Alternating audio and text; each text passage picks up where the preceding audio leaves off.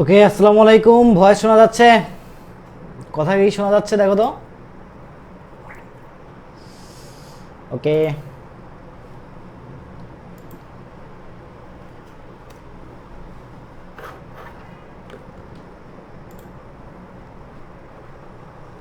যারা যারা সালাম দিচ্ছ সবাইকে ওয়ালাইকুম আসসালাম। আজকে আমরা পড়বো পরিবেশ রসায়ন। ঠিক আছে, আজকে আমাদের পড়ার টপিক হচ্ছে পরিবেশ রসায়ন এবং এই চ্যাপ্টারটা খুবই সহজ একটা চ্যাপ্টার এবং তোমরা মোটামুটি সবাই এই চ্যাপ্টার সম্পর্কে ভালো করে আইডিয়া রাখো। কই কেমিস্ট্রি প্লাস বই কই? ওকে, তো ফার্স্ট অফ অল বলো যে আমার কথা ক্লিয়ারলি শুনতে পাচ্ছ কি না? আমার কথা ক্লিয়ারলি শুনতে পাচ্ছ কি না? ওকে, উম্মে হাবিবা আয়শা মিম সালাম দিছো, ওয়ালাইকুম আসসালাম। আব্দুল্লাহ মামুন ওয়ালাইকুম আসসালাম। আবির ওয়ালাইকুম আসসালাম। ওই যে ওইখানে। ওকে,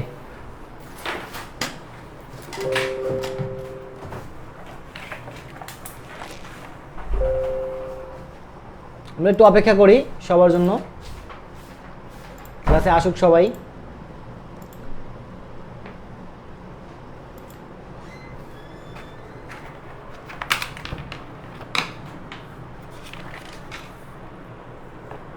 আচ্ছা,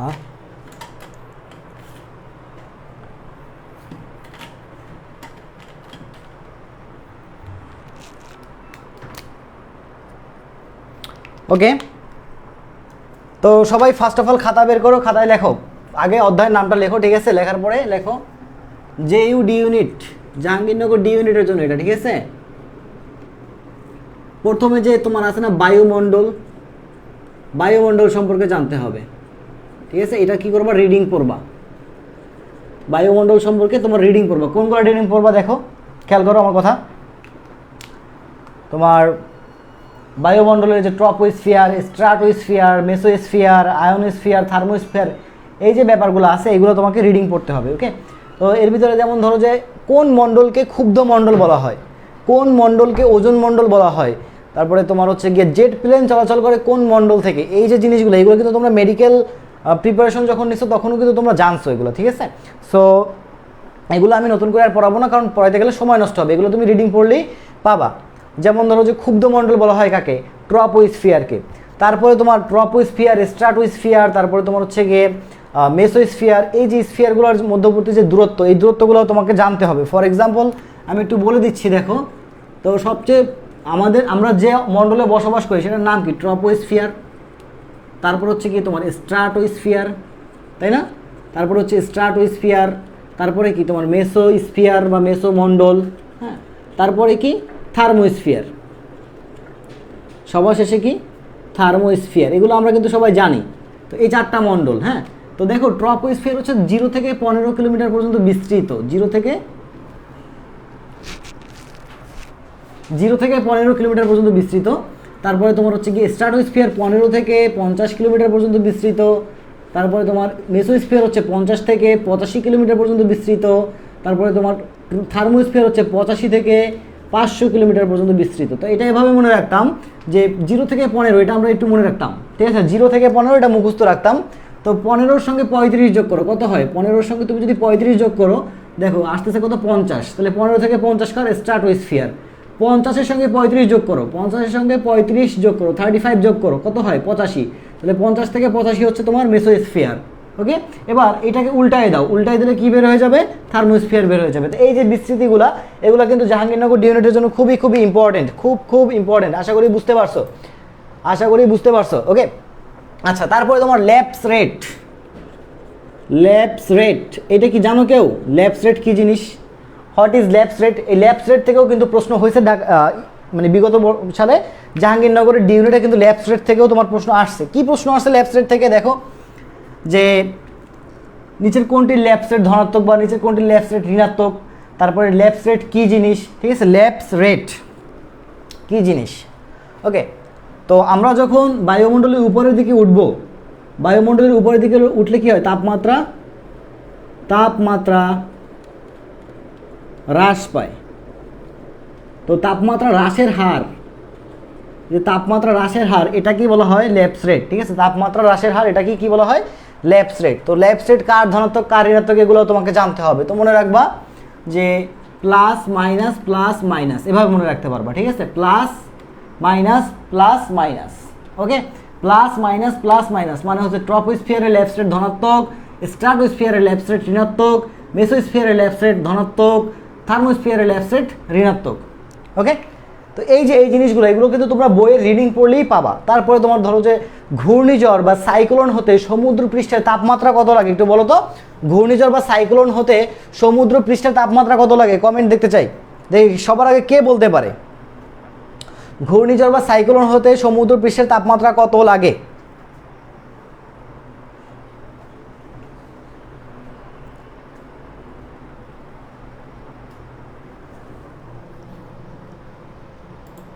yes 27 degree Celsius, very good. 27 degree Celsius বা 80 ডিগ্রি ফারেনহাইট, 27 ডিগ্রি সেলসিয়াস বা 80 ডিগ্রি ফারেনহাইট, এগুলো কিন্তু তোমাদের জানা আছে, এগুলো রিডিং পড়া আছে। সো এই যে বায়ুমণ্ডলের যে ব্যাপারটা, বায়ুমণ্ডলের থেকে রিডিংটা খুব ভালো করে পড়বা। তারপরে তোমার হচ্ছে গিয়ে বায়ুমণ্ডলের ওজোন গ্যাস কোন স্তরে থাকে? ট্রপোস্ফিয়ারে নাকি স্ট্রাটোস্ফিয়ারে নাকি মেসোস্ফিয়ারে নাকি থার্মোস্ফিয়ারে? বলতে পারো যে ওজোন গ্যাস কোথায় থাকে? স্ট্রাটোস্ফিয়ার, ট্রপোস্ফিয়ার, মেসোস্ফিয়ার, থার্মোস্ফিয়ার, কোনটা অ্যান্সার হবে? কোনটা অ্যান্সার হবে? এ বি সি ডি কোনটা অ্যান্সার হবে বলো তো?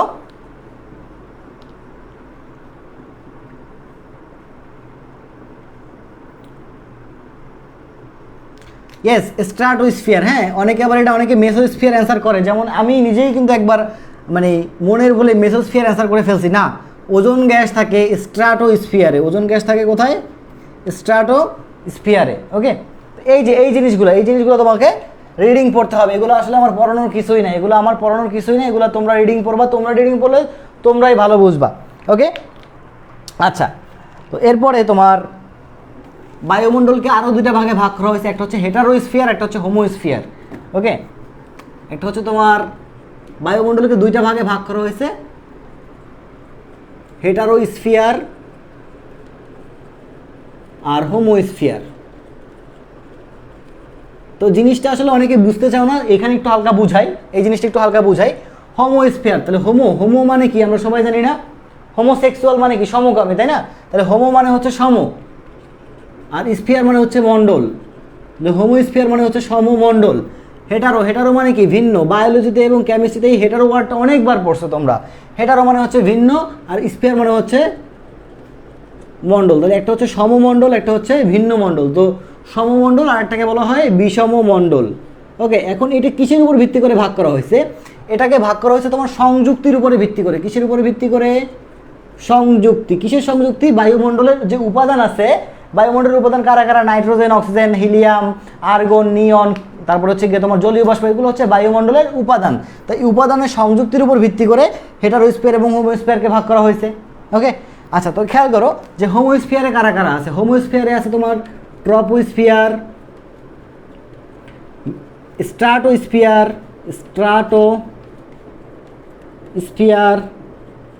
তারপর হচ্ছে গিয়ে তোমার মেসোস্ফিয়ার, এগুলো হচ্ছে তোমার সব কি হোমোস্ফিয়ারের ভিতরে, ঠিক আছে? হোমোস্ফিয়ারের ভিতরে। আর হেটারোস্ফিয়ারের ভিতরে কি আছে? থার্মোস্ফিয়ার,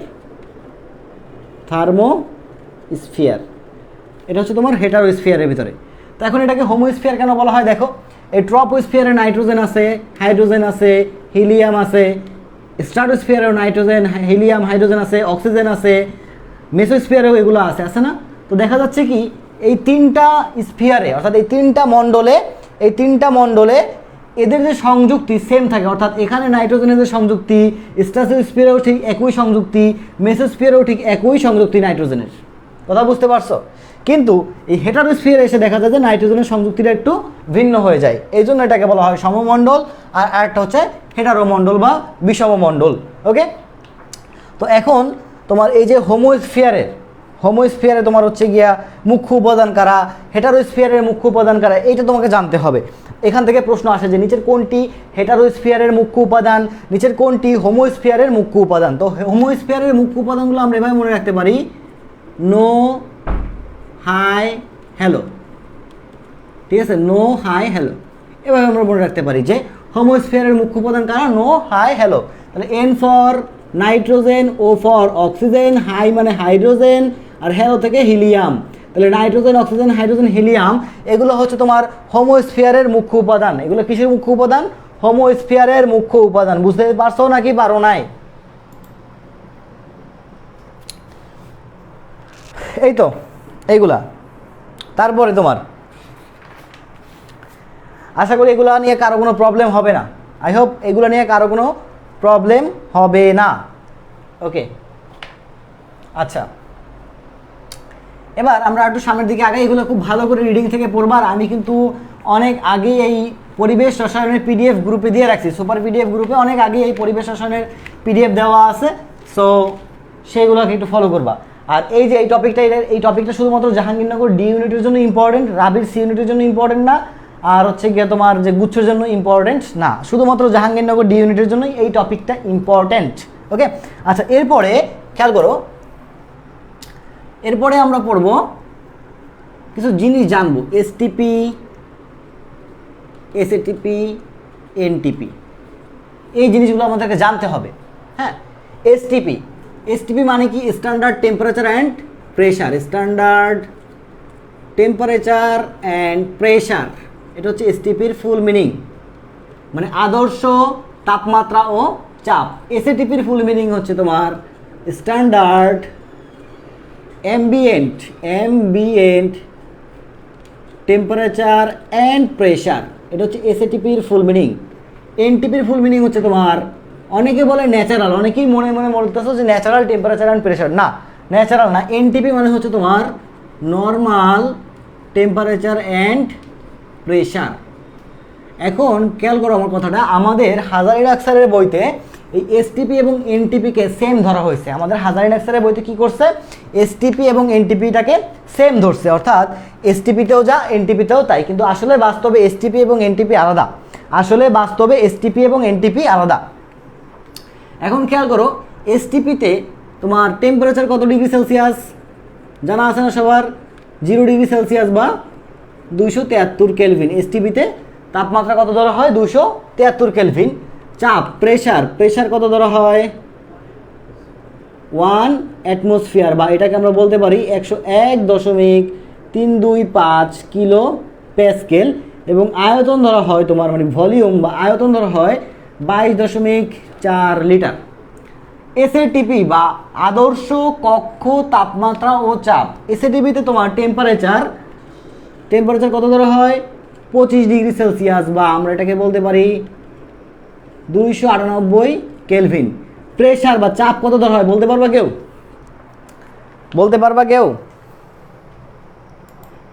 কি ব্যাপার, ওয়াইফাই চলে গেল নাকি?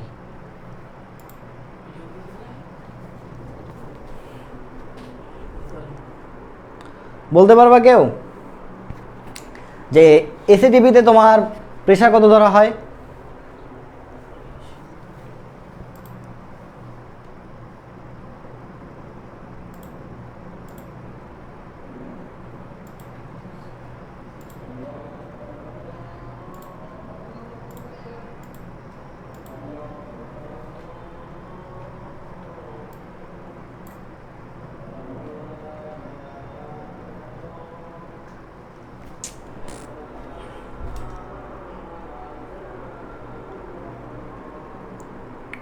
ওকে, তো দেখো এই যে তোমার এসএটিপিতে তোমার প্রেশার ধরা হচ্ছে তোমার 100 কিলো প্যাসকেল, ঠিক আছে, 100 কিলো প্যাসকেল।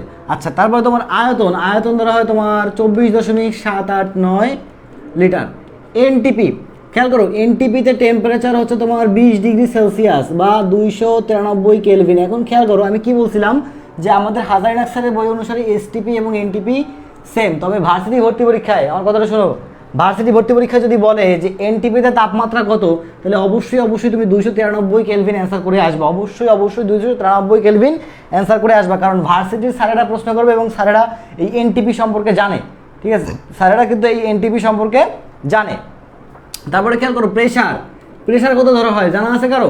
হয়তো অনেকে জানো, অনেকে জানো না, মনে রাখবে এখানে প্রেশার ধরা হয় তোমার 100 কিলো প্যাসকেল এবং আয়তন ধরা হয় 24.414 লিটার, ঠিক আছে, আয়তন ধরা হয় 24.414 লিটার। তো এইটা হচ্ছে এসটিপি, এসএটিপি এবং এনটিপি। এই হচ্ছে এসটিপি, এসএটিপি এবং এনটিপি।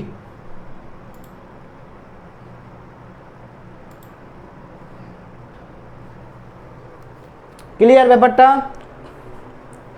ক্লিয়ার?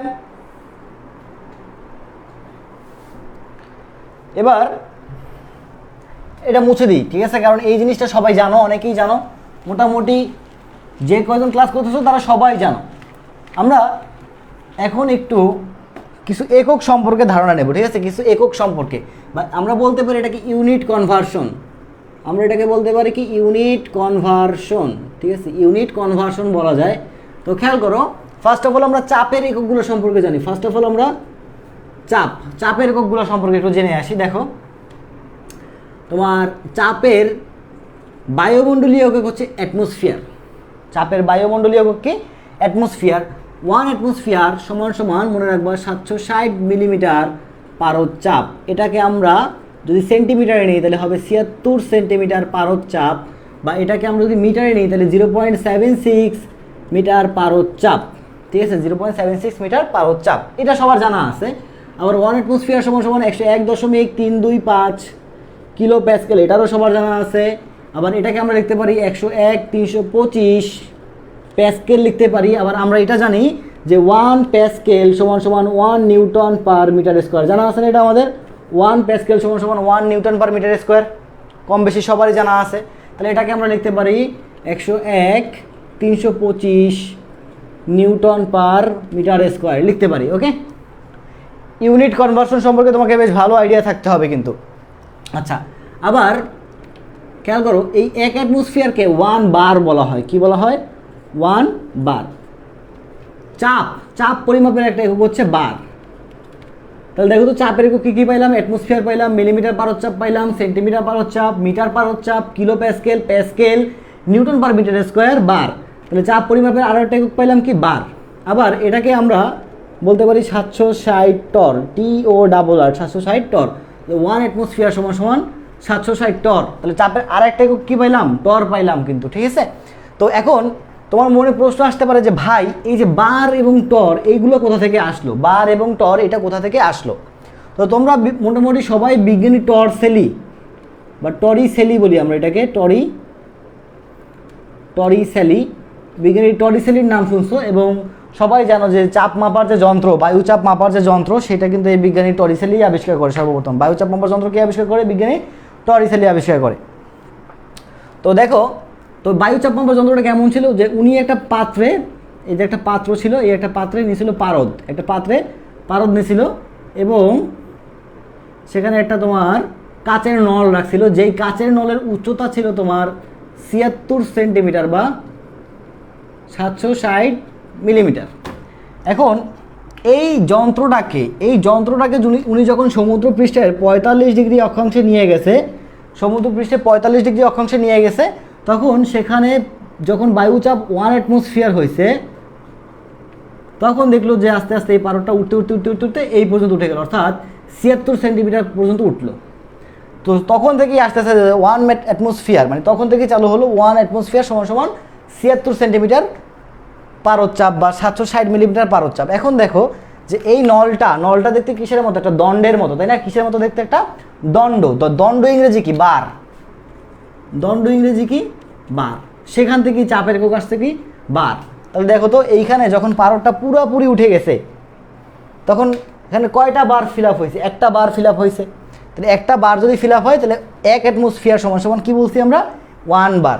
আবার দেখো 760 মিলিমিটার আছে না, এই যে 760 মিলিমিটার, এখানে তো তোমার এই কাঁচ নলটাকে 760টা ভাগে ভাগ করা যাইতো। কয়টা ভাগে ভাগ করা যাইতো? 760টা ভাগে ভাগ করা যেত মিলিমিটার এককে। এই যে প্রত্যেকটা ভাগ, এই প্রত্যেকটা ভাগকে টর্সেলির নাম অনুসারে 1 টর করে বলা হয়েছে, 1 টর। তো এইগুলোই হচ্ছে তোমার চাপের একক এবং চাপের এককের ভিতরে সম্পর্ক। আশা করি বুঝতে পারছো, কারো কোনো প্রবলেম নাই। আই হোপ কারো কোনো প্রবলেম নাই।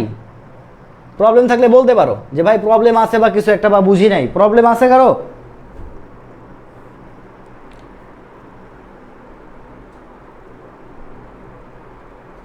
প্রবলেম আছে কারো? কোনো প্রবলেম আছে? আই হোপ কারো কোনো প্রবলেম নাই। এবার আমরা আয়তনের কনভার্সন শিখবো, ঠিক আছে? আয়তন। এবার আমরা আয়তনের কনভার্সন শিখবো। দেখো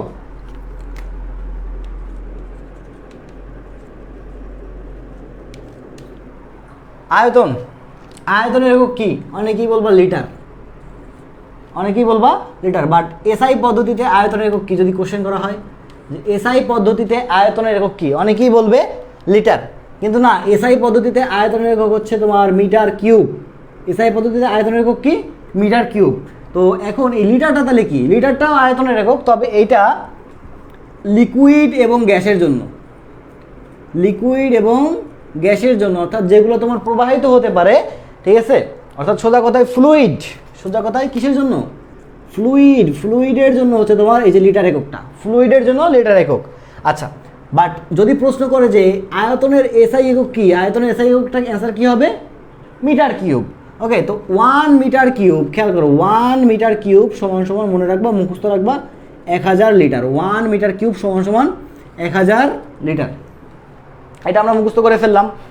এবার দেখো আমরা কি জানি, 1 মিটার সমান সমান 10 ডেসিমিটার। এই ডেসিমিটারের ডি কিন্তু ছোট হাতের, ডেসিমিটারের ডি ছোট হাতের। তুমি যদি মনে করো যে এটাকে যদি বড় হাতের দাও, তাহলে 1 মিটার সমান সমান 10 ডিএম এভাবে দাও, তাহলে কিন্তু হবে না, কারণ এই ডি দ্বারা বোঝায় ডেকা, এই ডি দ্বারা কি বোঝায়, ডেকা। তো আসলে 1 মিটার সমান সমান 0.1 ডেকামিটার, ঠিক আছে, 1 মিটার সমান সমান 0.1 ডেকামিটার। তাহলে এইটা একটা সম্পর্ক আর এই একটা সম্পর্ক, দুইটা কিন্তু আলাদা, দুইটা কিন্তু সেম না, দুইটা কিন্তু সেম না। তো এখন খেয়াল করো যে এখানে 1 মিটার, এই মিটারের পরিবর্তে আমি কি করলাম, 10 ডেসিমিটার বসাইলাম। তাহলে 10 ডেসিমিটার হোল কিউব, তাহলে ইকুয়াল লেখা যায় 1000 লিটার। তাহলে 10কে যদি আমরা কিউব করি কত আসে, 1000 আসে। তাহলে 1000 ডেসিমিটার কিউব সমান সমান 1000 লিটার, ঠিক আছে। 1000 1000 কাটাকাটি যাচ্ছে, কাটাকাটি করলে থাকে কত দেখো তো, 1 ডেসিমিটার কিউব ইকুয়াল 1 লিটার। এই একটা আমরা অ্যান্সার পাইলাম, ঠিক আছে, এই একটা আমি অ্যান্সার পাই গেলাম। বুঝতে পারছো এটুকু? আচ্ছা, এই সম্পর্কটা আমাদের কাজে লাগবে, কারণ মাঝে মধ্যে প্রশ্নে লিটার না দিয়ে থাকবে কি তোমার ডেসিমিটার কিউব দেওয়া থাকবে, ঠিক আছে। তো মনে করো প্রশ্নে দেওয়া আছে যে একটা গ্যাসের আয়তন, মনে করো প্রশ্নে বলা আছে কি একটা গ্যাসের আয়তন 5.6 ডেসিমিটার কিউব। তার মানেটা কি, তার মানে হচ্ছে 5.6 লিটার, মানে হচ্ছে 5.6 লিটার। বুঝাতে পারছি ব্যাপারটা? ক্লিয়ার? এবার আর একটু সামনের দিকে যাই, দেখো সম্পর্কগুলো আমরা বের করে নিয়ে আসার চেষ্টা করি, সম্পর্কগুলো একটু বোঝার চেষ্টা করি। 1 ডেসিমিটার কিউব সমান সমান তো 1 লিটার পেয়ে গেলাম। আচ্ছা, আমরা কি জানি দেখো তো, আমরা জানি এরকম যে 1 ডেসিমিটার কিউব সমান সমান 10 সেন্টিমিটার, সমান সমান কি 10 সেন্টিমিটার। 1 ডেসিমিটার সমান সমান 10 সেন্টিমিটার। তাহলে এই যে 1 ডিএম, এটার পরিবর্তে আমরা লিখতে পারি 10 centimetre whole cube equal to 1 litre. তাহলে এভাবে লেখা যায় যে 10-এর কিউব করলে হয় কত, 1000। তাহলে 1000 সেন্টিমিটার কিউব সমান সমান 1 লিটার। 1 লিটার আবার সমান সমান কি 1000 মিলিলিটার, তাই না? 1 লিটার সমান সমান 1000 মিলিলিটার। তাহলে 1 লিটারের পরিবর্তে আমরা কি লিখতে পারি, 1000 মিলিলিটার লিখতে পারি। 1000 1000 কাটাকাটি গেলে থাকে কত, সেন্টিমিটার কিউব। তাহলে 1 সেন্টিমিটার কিউব সমান সমান 1 মিলিলিটার। এখন এই সেন্টিমিটার কিউব বা এটাকে আমরা বলি কিউবিক সেন্টিমিটার, কিউবিক সেন্টিমিটার, এবং আরও সংক্ষেপে বলি আরও সংক্ষেপে বলি কি সিসি বলি, সংক্ষেপে কি বলি, সিসি বলি। তাহলে 1 সেন্টিমিটার কিউব বা 1 সিসি সমান সমান কত, 1 মিলিলিটার, সমান সমান 1 মিলিলিটার। আই হোপ বুঝতে পারছো।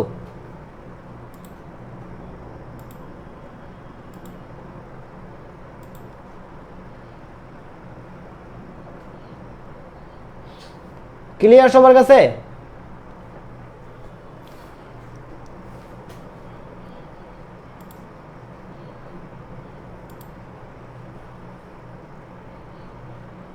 এই ক্রমে কি তোর আইডি লগ ইন করা?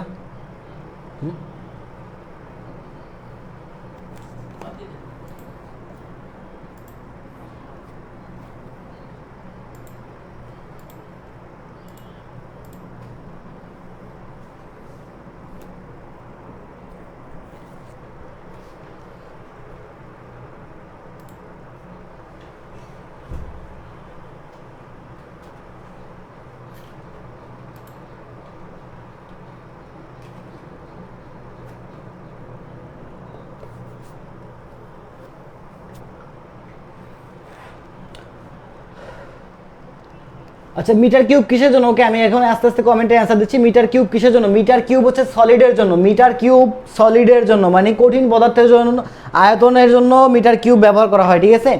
আচ্ছা তারপরে তোমার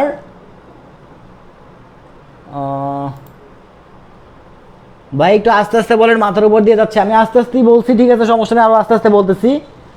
2 দিন থেকে ভিতর ভাইয়া ঝড়ের গতিতে যাচ্ছে, স্ক্রিনশট দিয়ে রাখতে হচ্ছে, লিখেই শেষ করতে পারতেছি না।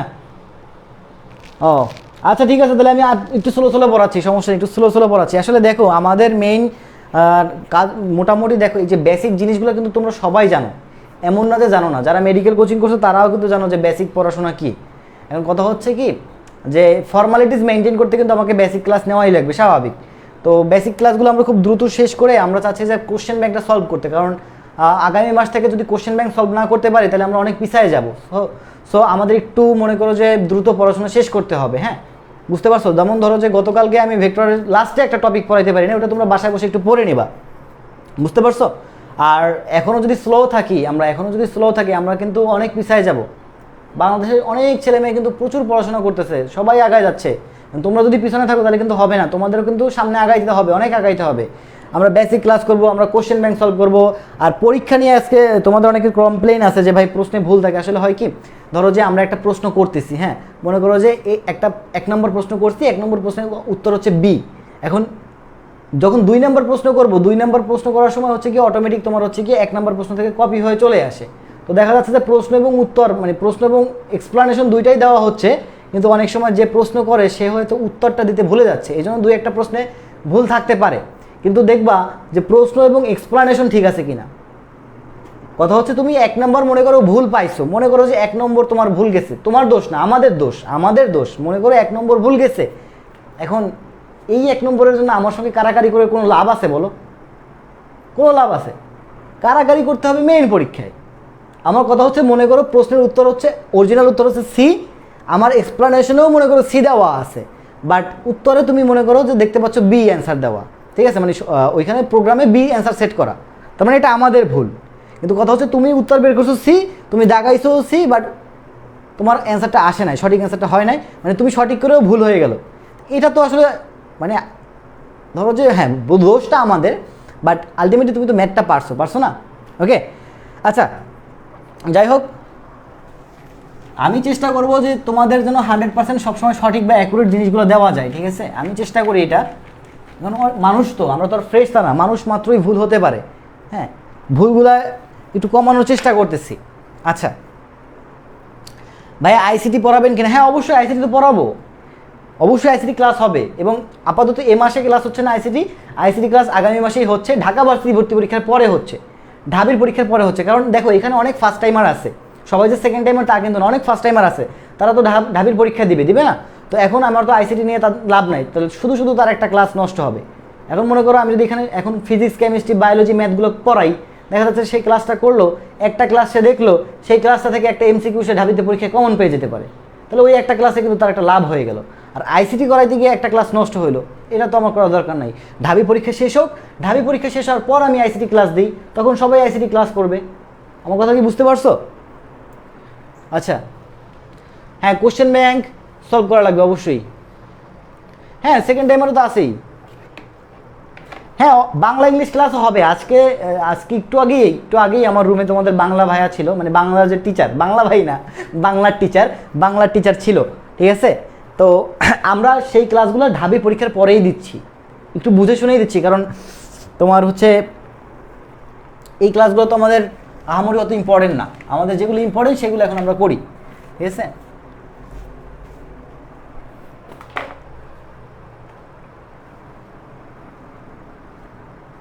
আচ্ছা এবার জেইউ-ডি ইউনিট স্পেশাল, ঠিক আছে, জেইউ-ডি ইউনিট স্পেশাল। দেখো ডি ইউনিটটাকে কেন বলতেছি, কারণ এইটার প্রশ্নের সঙ্গে মনে করো অন্যান্য জায়গার প্রশ্নে একটু পার্থক্য আছে। অনেকে বলে কি জেইউ-ডি ইউনিট মানে হচ্ছে পুরোটাই মেডিকেল, না আসলে পুরোটা মেডিকেলের প্যাটার্নে হয় না, জেইউ-ডি ইউনিটের প্যাটার্নটাই ভিন্ন। ওকে, তো তোমরা মেইন বই থেকে তোমার সংকট তাপমাত্রা, বিভিন্ন গ্যাসের সংকট তাপমাত্রা আছে, ঠিক আছে, যেমন হাইড্রোজেনের সংকট তাপমাত্রা, কার্বন ডাই অক্সাইডের সংকট তাপমাত্রা, হিলিয়ামের সংকট তাপমাত্রা, এই সংকট তাপমাত্রাগুলো দেখবা। তারপর হচ্ছে উৎক্রম তাপমাত্রা, উৎক্রম তাপমাত্রা এগুলো দেখবা। উৎক্রম তাপমাত্রা হাইড্রোজেন এবং হিলিয়ামের দেওয়া আছে, ঠিক আছে। তো এই যে সংকট তাপমাত্রা এবং উৎক্রম তাপমাত্রা জাহাঙ্গীরনগর ডি ইউনিটের জন্য ভেরি মাচ ইম্পর্টেন্ট। ওকে, যেমন এই ভালো কথা, সংকট তাপমাত্রার আরেকটা নাম হচ্ছে ক্রান্তি তাপমাত্রা। হ্যাঁ, ক্রান্তি তাপমাত্রা। সংকট চাপ বা ক্রান্তি চাপ ওটা দরকার নাই, চাপ থেকে আসে না, সংকট তাপমাত্রা থেকেই আসে। ওকে, উৎক্রম তাপমাত্রা এবং সংকট তাপমাত্রা এইটা হচ্ছে গিয়ে মেইন বই থেকে, এই যে hydrogen, carbon die oxide, helium, আর উৎক্রম তাপমাত্রা থেকে হাইড্রোজেন এবং হিলিয়াম, এইটা একদম 100% মুখস্থ করবা, ঠিক আছে। আমি আর বোর্ডে লিখবো না, 100% মুখস্থ করবা। 100% মুখস্থ না থাকলে আজই মুখস্থ করবা মেইন বই থেকে।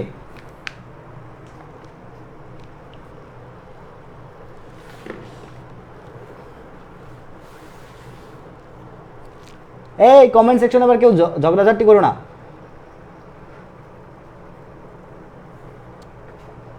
না আপু, এই যে তোমার সংকট তাপমাত্রা ব্যতীত অন্য কোনো কিছু লাগবে না। সংকট আয়তনের দরকার নাই, সংকট চাপেরও দরকার নাই, ঠিক আছে। সংকট আয়তন, সংকট চাপ কোনোটার দরকার নাই, শুধুমাত্র সংকট তাপমাত্রা পড়বা আর উৎক্রম তাপমাত্রা, আর কিচ্ছু লাগবে না।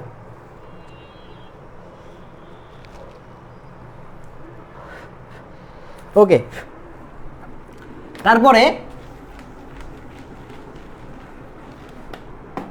দেখো এই অধ্যায়ে আমরা পড়বো এখন সূত্র, বিভিন্ন সূত্র পড়বো। সূত্র হয়ে গেছে মূত্রের মতো, বিভিন্ন সূত্র পড়বো আমরা, ঠিক আছে। তো প্রথমে কার সূত্র আসি? বয়েলের সূত্র, বয়েলস ল। যারা ঢাবিতে পরীক্ষা দিবা তারা একটু খেয়াল করো ভালো করে, কিন্তু বয়েলের সূত্র মোটামুটি সবার জানা আছে। এমন কোনো বান্দা পাওয়া যাবে না যে বয়েলের সূত্র জানে না। ইভেন আমার চেয়ে ভালো করেও বলতে পারবে এমন বান্দাও আমার ক্লাসটা করতেছে, এরকম অনেকে আছে। তো বয়েলের সূত্রটা কি? যে বয়েলের ক্ষেত্রে স্থির তাপমাত্রা থাকে। তাপমাত্রা কেমন থাকে? স্থির। তাহলে স্থির তাপমাত্রায় কোনো গ্যাসের চাপ তার আয়তনের ব্যস্তানুপাতিক। কোনো গ্যাসের চাপ কি? তার আয়তনের ব্যস্তানুপাতিক। তাহলে আমি কি বললাম? স্থির তাপমাত্রায় কোনো গ্যাসের চাপ তার আয়তনের ব্যস্তানুপাতিক।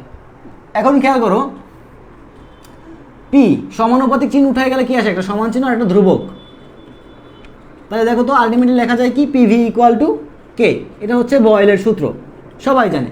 সেখান থেকে আমরা এভাবে লিখতে পারি যে P one V one equal to P two V two. এটা হচ্ছে বয়েলের সূত্রের গাণিতিক রূপ। এটা আমরা কিন্তু সবাই জানি। ক্লিয়ার? খেয়াল করো। এখন the question is here by graph. রাবিতে গ্রাফ থেকে প্রশ্ন আসে, ঢাবিতেও গ্রাফ থেকে প্রশ্ন হয়। রাবি এবং ঢাবিতে গ্রাফ থেকে প্রশ্ন হয়, এবং এই বয়েলের সূত্রের গ্রাফ থেকেই প্রশ্ন হবে, চার্লসের সূত্রের গ্রাফ থেকেই প্রশ্ন হবে। ওকে, গ্রাফটা রাবি এবং ঢাবির জন্য খুব খুব খুব বেশি ইম্পর্টেন্ট। আমি আবারও বলতেছি, ঢাবিতে শিওর থাকো যে গ্রাফ থেকে একটা প্রশ্ন পাচ্ছ, হয় সেটা ফিজিক্সের গ্রাফ, আদারওয়াইজ সেটা কেমিস্ট্রির গ্রাফ। যে কোনো একটা গ্রাফ আসবে, হয় ফিজিক্সের নাহলে কেমিস্ট্রির। এখন ফিজিক্সের গ্রাফ থেকে যদি প্রশ্ন করতো তাহলে গতিবিদ্যা অধ্যায় গ্রাফটা বেশি আছে, গতিবিদ্যা অধ্যায় গ্রাফ থেকে প্রশ্ন করতো। যেহেতু শর্ট সিলেবাসে গতিবিদ্যা অধ্যায়টা নাই, তাহলে মোটামুটি শিওর থাকো যে কেমিস্ট্রির গ্রাফ থেকে প্রশ্ন হওয়ার সম্ভাবনা বেশি ঢাবিতে। ওকে, এই খেয়াল করো, কমেন্ট সেকশনে কেউ ঝগড়া করো না, একদম ফাটায় ফেলাবো, ঠিক আছে। আমি খুব শান্তিপ্রিয় একজন মানুষ, শান্তি ভালোবাসি, হাসতে ভালোবাসি, হাসাইতে ভালোবাসি। হ্যাঁ, কমেন্ট সেকশনে কেউ ঝগড়া করবে না। ও, তোমরা চিল করতেছো, মানে আমি ক্লাস করতেছি আর তোমরা চিল করতেছো। এদিকে আমার হাওয়া টাইট হচ্ছে আর তোমরা চিল করতেছো। দাঁড়াও, তোমার আব্বার নাম্বারটা কি জানো? তোমার আব্বার নাম্বার হচ্ছে আমার কাছে আছে। তোমার আব্বার নাম্বারে আমি ক্লাস শেষ করেই ফোন দিচ্ছি। আজকে রাত্রে ভাত খাওয়া মনে হয় বন্ধ হয়ে যাবে তোমার, ঠিক আছে। আচ্ছা, খেয়াল করো। তো প্রথম কোশ্চেনটা হচ্ছে তোমার বয়েলের সূত্র অনুসারে পি বনাম ভি এর গ্রাফ। কারো কি জানা আছে যে পি বনাম ভি এর গ্রাফটা দেখতে কেমন? পরাবৃত্তাকার, আমি লিখতেছি, পরাবৃত্তাকার, মূলবিন্দুগামী সরল রেখা, উপবৃত্তাকার, অধিবৃত্তাকার। এগুলো হচ্ছে অপশন, এগুলো হচ্ছে অপশন। কোনটা অ্যান্সার হবে বলো তো? পরাবৃত্তাকার, সরলরেখা, উপবৃত্তাকার, অধিবৃত্তাকার, কোনটা অ্যান্সার হবে? পরাবৃত্তকার, পরাবৃত্তকার। ওকে, একজনে লিখছে অধিবৃত্তাকার। আর কেউ? আর কেউ? আচ্ছা, অধিবৃত্ত নিয়ে পাইলাম 2টা অ্যান্সার, পরাবৃত্ত থেকে পাইলাম 3টা, 4টা অ্যান্সার চলে গেছে পরাবৃত্ত। হ্যাঁ, মোটামুটি সবাই পরাবৃত্তের পক্ষে, কিন্তু আসলে না, সঠিক অ্যান্সার হচ্ছে অধিবৃত্তাকার। সঠিক অ্যান্সার হচ্ছে অধিবৃত্তাকার। এখন যারা পরাবৃত্তাকার অ্যান্সার দিছো তারা আমার সঙ্গে হচ্ছে গিয়ে ঝগড়াঝাটি করবা যে ভাই বইতে লেখা আছে পরাবৃত্তাকার। আসলে কাহিনীটা হচ্ছে এরকম যে পি বনাম ভি এর গ্রাফ হচ্ছে অধিবৃত্তাকার বা আয়তকার পরাবৃত্তাকার। আয়তকার পরাবৃত্তাকার, শুধু পরাবৃত্তাকার বললে হবে না, আয়তকার পরাবৃত্তাকার। ঠিক আছে, ঠিক আছে, আয়তকার পরাবৃত্তকার। আর যদি শুধু পরাবৃত্তাকার থাকে তাহলে সেটা কিন্তু অ্যান্সার হবে না, শুধু অ্যান্সার হলে অধিবৃত্তাকার অ্যান্সার হবে। আর পরাবৃত্তের আগে কি লাগাইতে হবে? আয়তকার কথা লাগাইতে হবে। ঠিক আছে, ওকে। আচ্ছা, এখন এইটা যে মানে অধিবৃত্তাকার গ্রাফ, এটা কিভাবে হয়? এটা কিভাবে হয়? যে কোনো গ্রাফ তুমি ইজিলি ফাইন্ড আউট করতে পারবা। সেটার জন্য তুমি মাথায় রাখবা যে y = mx + c এবং xy = c, এই 3টা সমীকরণ মাথায় রাখবা। y = mx, y = mx + c এবং xy = c, এই 3টা সমীকরণ তোমাকে মাথায় রাখতে হবে। y = mx এর গ্রাফ হচ্ছে তোমার মূল বিন্দুগামী সরল রেখা, যেটা দেখতে এরকম। y = mx এর গ্রাফ কেমন? মূল বিন্দুগামী সরল রেখা, যেটা দেখতে কেমন? এরকম। y = mx + c, এইটার গ্রাফ দেখতে এরকম কিছুটা, যেটা একটা সরল রেখার গ্রাফ, কিন্তু সেই রেখাটা কাকে সেট করতেছে? y অক্ষকে সেট করতেছে। তাহলে এটা হচ্ছে y = mx + c এর গ্রাফ, y = mx + c এর গ্রাফ। আর xy = c, এইটার গ্রাফটা দেখতে কেমন? দেখো, এটার গ্রাফটা দেখতে কিছুটা এমন, এই যে এমন। তো এটাকে বলা হয় অধিবৃত্তাকার গ্রাফ বা আয়তকার পরাবৃত্তাকার। এইটাকে বলা হয় অধিবৃত্তাকার, অধিবৃত্তাকার। আচ্ছা, এবার আমি আমার একটা বাস্তব এক্সপিরিয়েন্স শেয়ার করি। আমি নিজে কিন্তু মেডিকেল কোচিং করে স্টুডেন্ট ছিলাম। তো মেডিকেল কোচিং করলে হয় কি, যে মেইন বইতে যা লেখা আছে ওইটাই ঠাসায় মুখস্থ করা হয়। এবার জাহাঙ্গীরনগর এ ইউনিটে পরীক্ষা দিতে গেছি। তো পরীক্ষার 7 না 8 নম্বর কোশ্চেন ফিজিক্সের, যে প্রাসের গতিপথ দেখতে কেমন। আমি তো মহা খুশি, কারণ এটা একদম ইজি একটা প্রশ্ন এবং এটা কমন। তো অপশন কি কি আছে দেখো, পরাবৃত্তাকার, অধিবৃত্তাকার, উপবৃত্তাকার, বৃত্তাকার। এখন আমি অ্যান্সার দিয়ে আসছি অধিবৃত্তাকার, মানে অধিবৃত্ত। কেন অধিবৃত্ত অ্যান্সার দিছি? কারণ ইসাক স্যারের বইতে সরাসরি লেখা আছে প্রাসের গতিপথ প্যারাবোলিক, বাংলায় লেখা ছিল কি? অধিবৃত্তাকার। আমি জানতাম যে অধিবৃত্তের ইংরেজি প্যারাবোলা না, প্যারাবোলা মানে হচ্ছে পরাবৃত্ত, আমি জানতাম, কিন্তু তারপর ইসাকের বইতে লেখা আছে কি? অধিবৃত্ত। আমি অ্যান্সার দিয়ে আসছি অধিবৃত্ত, কিন্তু আমার অ্যান্সারটা হয় নাই। আমি যতটুকু জানি যে আমার অ্যান্সারটা হয় নাই, বিকজ দেখো ভার্সিটির স্যারেরা কখনো কিন্তু এইসব মেইন বই মানে মেইন বই তো দেখে না তা না, মেইন বই দেখে, কিন্তু মেইন বই যেটা ভুল আছে সেটা ভুল তাদের কাছে। মেইন বইতে যেটা ভুল আছে সেটা তাদের কাছে ভুল, কারণ মেইন বই তো মনে করো এমন কোনো আসমানি কিতাব না যেটা সবসময় সঠিক হবে। মেইন বইতে ভুল থাকা অস্বাভাবিক কিছু না, স্বাভাবিক জিনিস। সো স্যারেরা কী করছে? স্যারেরা তো জানে, আর ভার্সিটি স্যারেরা কিন্তু প্রচুর জানে। তারা কিন্তু গাঞ্জা খাইয়ে প্রশ্ন করে না মেডিকেল বা ডেন্টালের মতো, যে ভুলভাল কোশ্চেন করে দেয়, এমন না। তারা যে কোশ্চেনটা করে ওই কোশ্চেনের সঠিক উত্তর থাকার পরেই সেই কোশ্চেনটা তারা করে। তো আমি দিয়ে আসছি কি? আমি দিয়ে আসছি অধিবৃত্তাকার, কিন্তু মনের ভিতরে একটা খুঁতখুত রয়ে গেছে পরাবৃত্তাকার। পরে দেখি আসলেই এটা ভুল গেছে আমার। তো এরকম যে কিছু কিছু দেখবা অনুশীলনীতে এবং মেইন বইতে ভুল আছে, এই ভুলগুলো থেকে তোমরা একটু এখন সাবধান হও, কারণ এটা শুধুমাত্র মেডিকেলের জন্য প্রযোজ্য, ভার্সিটির জন্য প্রযোজ্য না। হ্যাঁ, আচ্ছা, যাই হোক। তো এটা হচ্ছে অধিবৃত্তাকার গ্রাফ। এটা কি? অধিবৃত্তাকার গ্রাফ। এখন খেয়াল করো, তাহলে পি বনাম ভি এর গ্রাফটা আমরা একটু বের করার চেষ্টা করি। যারা পারো না তারা একটু খেয়াল করো পি বনাম ভি এর গ্রাফটা কেমন। তো আমাদের সমীকরণটা কী ছিল? আমাদের সূত্রটা কী ছিল? পি ব্যস্তানুপাতিক 1/v, মানে পি ব্যস্তানুপাতিক ভি। এখন পি সমানুপাতিকের পরিবর্তে একটা সমান চিহ্ন, একটা ধ্রুবক 1/v।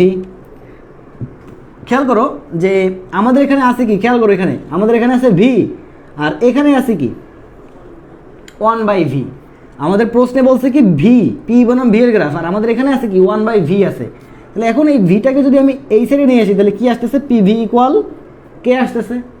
এখন এই তিনটা সমীকরণের সঙ্গে আমার এটাকে তুলনা করতে হবে, এই তিনটা সমীকরণের সঙ্গে এটাকে আমাকে কি করতে হবে, তুলনা করতে হবে। তাহলে পিভি ইকুয়াল কে, এটার সঙ্গে যদি আমরা এটা তুলনা করতে যাই, দেখি পিটাকে আমরা ধরলাম এক্স, ভিটাকে ধরলাম আমরা ওয়াই, আর কেটাকে আমরা তাহলে ধরবো সি। তাহলে দেখো তো পিভি ইকুয়াল কে, এটা কার সঙ্গে তুলনা করা যায়, X Y equal to C, আর এক্স ওয়াই ইকুয়াল সি এর গ্রাফ কেমন, অধিবৃত্তাকার। অতএব পি বনাম ভি এর গ্রাফটা কেমন হবে, অধিবৃত্তাকার গ্রাফ হবে। কেমন হবে, অধিবৃত্তাকার গ্রাফ। বুঝাতে পারছি?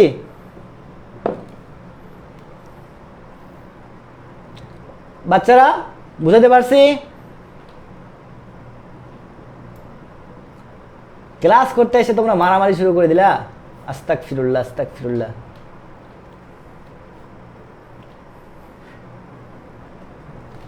Good, very good, I hope clear অনেকের। এবার আরেকটা প্রশ্ন দেখো, এবার আরেকটা প্রশ্নটা হচ্ছে তোমার যে পি বনাম 1/v এর গ্রাফ কেমন, পি বনাম 1/v এর গ্রাফ কেমন। অপশন এগুলাই, পরাবৃত্তাকার, মূলবিন্দুগামী সরলরেখা, উপবৃত্তাকার, অধিবৃত্তাকার। হ্যাঁ, অপশন এই চারটাই আছে, পরাবৃত্তাকার, সরলরেখা, উপবৃত্তাকার, অধিবৃত্তাকার। আচ্ছা, y = mx + c এর গ্রাফ কি বলছিলেন, এই যে দেখো y = mx + c এর গ্রাফ হচ্ছে, এটা একটা সরল রেখা হবে, এটা একটা সরল রেখা, কিন্তু এই সরল রেখাটা y অক্ষকে ছেদ করবে। y = mx + c এর সমীকরণটা একটা সরল রেখার সমীকরণ, মানে দুনিয়ার যত সরল রেখা আছে সবাই কিন্তু y = mx + c মেনে চলে। এখন বলতে পারো যে ভাই ax + by + c = 0, এইটা আর এইটা কি সেম? হ্যাঁ সেম, এইটা আর এটা সেম, একই জিনিস, এইটা আর এটা সেম, একই জিনিস। এবং দুনিয়ার যত সরলরেখা আছে সবাই y = mx + c এর গ্রাফ মেনে চলে, এবং এটা গ্রাফটা দেখতে কেমন, এরকম, যা কি করে y অক্ষকে এই যে বিন্দু আছে না, এই সি বিন্দুতে ছেদ করে, y অক্ষকে কোথায় ছেদ করে, সি বিন্দুতে ছেদ করে। বুঝতে পারছো? আচ্ছা, তো এখন খেয়াল করো যে প্রশ্নটা হচ্ছে পি বনাম 1/v এর গ্রাফটা কেমন। তো অপশন হচ্ছে এইটাই, পরাবৃত্তাকার, সরলরেখা, উপবৃত্তাকার, অধিবৃত্তাকার। তো আমরা এখন একটু দেখি যে গ্রাফটা কেমন হবে। পি ব্যস্তানুপাতিক ভি, এটা হচ্ছে মেইন সূত্র। এবার পি সমানুপাতিকের পরিবর্তে একটা সমান কে এবং 1/v। আমাদের এখানে আছে কি 1/v, আমাদের এখানেও আছে 1/v। এবার আমরা এই সূত্রটাকে, ওই যে তিনটা সূত্র ছিল y = mx, y = mx + c এবং xy = c, এই সমীকরণগুলোর সঙ্গে তুলনা করব। তো তুলনা করতে গেলে দেখো এই পি এর পরিবর্তে আমরা ধরলাম y, 1/v এর পরিবর্তে আমরা ধরলাম x, আর k এর পরিবর্তে আমরা ধরলাম m। তাহলে দেখো তো এই যে p = k × 1/v, এটা y = mx এর সঙ্গে তুলনা করা যায়। তাহলে যেহেতু y = mx এর সঙ্গে তুলনা করা যাচ্ছে, তার মানে y = mx এর গ্রাফটা কেমন ছিল, মূলবিন্দুগামী সরলরেখা। তার মানে এই যে প্রশ্নটা আছে p বনাম 1/v এর গ্রাফ, এটা কেমন হবে, মূলবিন্দুগামী সরলরেখা হবে। কি হবে, মূলবিন্দুগামী সরলরেখা। বুঝতে পারছো?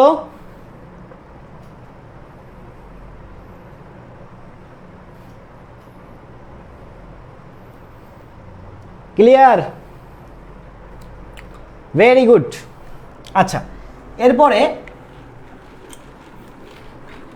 আমি একটু দেখি তো তোমরা এটা কেমন পারো। যে সবার আগে সঠিক উত্তর দিতে পারবে, তার জন্য একটা গিফট আছে। তো প্রশ্নটা হচ্ছে এরকম যে পিভি বনাম ভি এর গ্রাফ কেমন।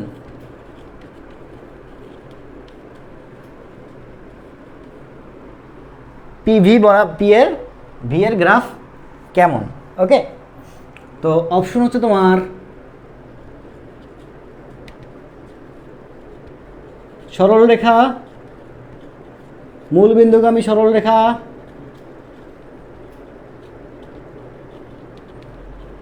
তারপর হচ্ছে গিয়ে তোমার পরাবৃত্তাকার,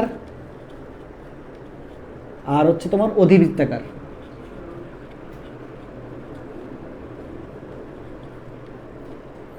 অ্যান্সার কি হবে? ওরে বাপরে, সবাই সঠিক উত্তর দিছো, তাহলে তো এবার গিফট নাই।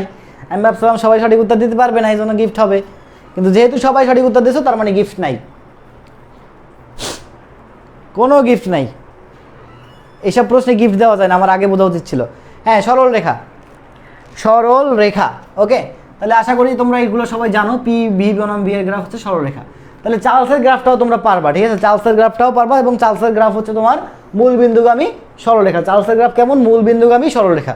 ওকে, তো আমরা চার্লস এবং বয়েলের গ্রাফগুলো দেখলাম, চার্লস এবং বয়েলের সূত্রটাও আমরা কিন্তু জানি, চার্লস এবং বয়েলের সূত্রটাও আমরা জানি। তারপরও মনে করো সমাজ রক্ষা করার জন্য আমি চার্লসের সূত্রটা একটু বলে আসি। চার্লস, চতে চার্লস, চতে চাপ। তাহলে চার্লসের সূত্র অনুসারে চাপ স্থির, কি স্থির? চাপ স্থির। গ্যাসের তিনটা রাশি, যে কোনো গ্যাসের তিনটা রাশি, একটা হচ্ছে পি, ভি এবং টি, প্রেসার, আয়তন এবং তাপমাত্রা। গ্যাসের তিনটা রাশি কি কি? প্রেসার, আয়তন এবং তাপমাত্রা। তো বয়েলের সূত্র কি ছিল? তাপমাত্রা স্থির ছিল। চার্লসের সূত্রে কি স্থির থাকবে? চাপ স্থির থাকবে, এবং চাপ স্থির থাকলে সম্পর্ক কিসের ভিতরে আসবে? আয়তন এবং তাপমাত্রার ভিতরে সম্পর্ক আসবে, ঠিক আছে। তাহলে চার্লসের সূত্র অনুসারে কোনো গ্যাসের যদি চাপ স্থির থাকে, চাপ স্থির থাকলে ওই গ্যাসের আয়তন তার পরম তাপমাত্রার সমানুপাতিক, পরম তাপমাত্রার সমানুপাতিক। এখন পরম তাপমাত্রা বলতে কি বোঝাচ্ছে? পরম তাপমাত্রা বলতে বোঝাচ্ছে কেলভিন স্কেল। পরম তাপমাত্রা বলতে কোন স্কেলকে বোঝায়?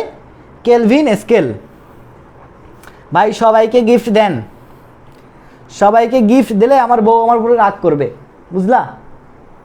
কারণ আমার বউ যদি দেখে আমি তারে গিফট না করে পোলাবানদের গিফট করতেছি, তাহলে মনে করো আমার একদিন কি তার একদিন, ঠিক আছে।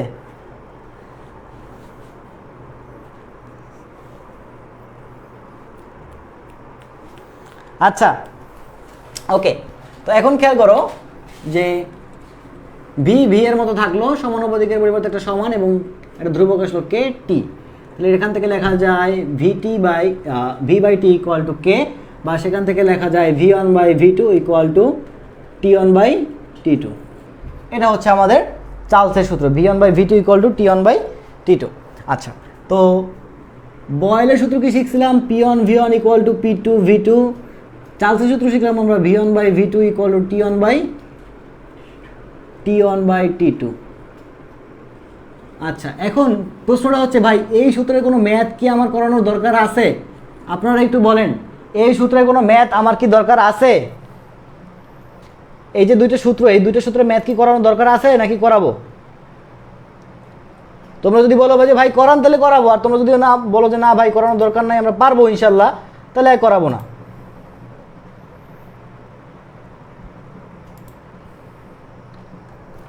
ইয়েস, তোমরা বাসায় বসে যে প্রশ্ন ব্যাংক আছে, অথবা আমি কিন্তু শিট দিয়ে দিছি, সেই শিটে দেখবো যে প্রচুর প্রশ্ন আছে, সেই প্রশ্নগুলো নিজেরা সলভ করার চেষ্টা করবো। আর এখান থেকে কি আসবে? এখান থেকে আসলে তোমার P one V one P two V two এই চারটার ভিতরে যে কোনো একটার ভ্যালু বের করতে বলতে হবে, মানে যে কোনো একজনের ভ্যালু বের করতে হবে। তো এটা খুবই সিম্পল, আই হোপ তোমরা পারবা। তো এই যে তোমার P one V one equal to P two V two, এখান থেকে একটা বিখ্যাত ম্যাথ আছে, এখান থেকে একটা বিখ্যাত ম্যাথ আছে। বিখ্যাত ম্যাথটা কি? বেলুনের ম্যাথ। বিখ্যাত ম্যাথ হচ্ছে বেলুনের ম্যাথ, যে একটা সিলিন্ডারের আয়তন হচ্ছে 50 লিটার, একটা সিলিন্ডারের আয়তন 50 লিটার, এবং সেখানে গ্যাস আছে তোমার হচ্ছে গিয়া 2 অ্যাটমসফিয়ার চাপে। এবার আমরা কি করতেছি? আমরা বেলুন ভর্তি, মানে গ্যাস দ্বারা বেলুনে গ্যাস ভরতেছি। সোজা কথা, সিলিন্ডার থেকে বেলুনে গ্যাস ভরতেছি। তো এরকম কয়টা বেলুনে গ্যাস ভরা যাবে? তো বেলুনের সেখানে আয়তন দেওয়া ছিল 2 লিটার, এবং তোমার হচ্ছে গিয়া চাপ দেওয়া ছিল মেবি 1 অ্যাটমসফিয়ার। তো এই ম্যাথটা দেখবো যে অনেক জায়গায় আসছে, প্রশ্ন ব্যাংক খুললেই পাবা। তো এটার অ্যান্সার হচ্ছে 125। তো এরকম যে বেলুনের একটা ম্যাথ আছে, অ্যান্সার হচ্ছে 125টা বেলুন ভরা যাবে। ওকে, এটা একটু দেখবা আর কি, হ্যাঁ এগুলো একটু দেখবা।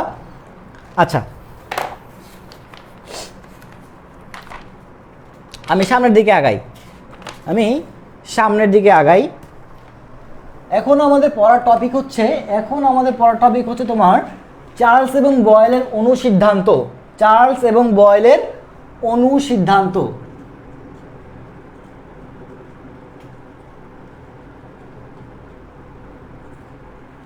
চার্লস এবং বয়েলের কি পড়বো আমরা? অনুসিদ্ধান্ত পড়বো।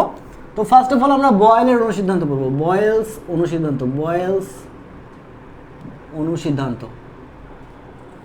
ওকে, তো তোমরা একটু আমাকে বলো তো ভাই, আমি যদি তুমি যে রুমে আসো ওই রুমের চারপাশের দেওয়াল যদি চাপায় আসে মানে সংকুচিত হয়ে আসে, তাহলে ওই রুমের ভিতরে যে জিনিসপত্র আছে সেই জিনিসপত্রের ঘনত্ব বাড়বে না কমবে? মানে আয়তন যদি সংকুচিত হয় তাহলে ঘনত্ব বাড়বে না কমবে? একটু বলো তো, আয়তন সংকুচিত হলে ঘনত্ব বাড়বে না কমবে?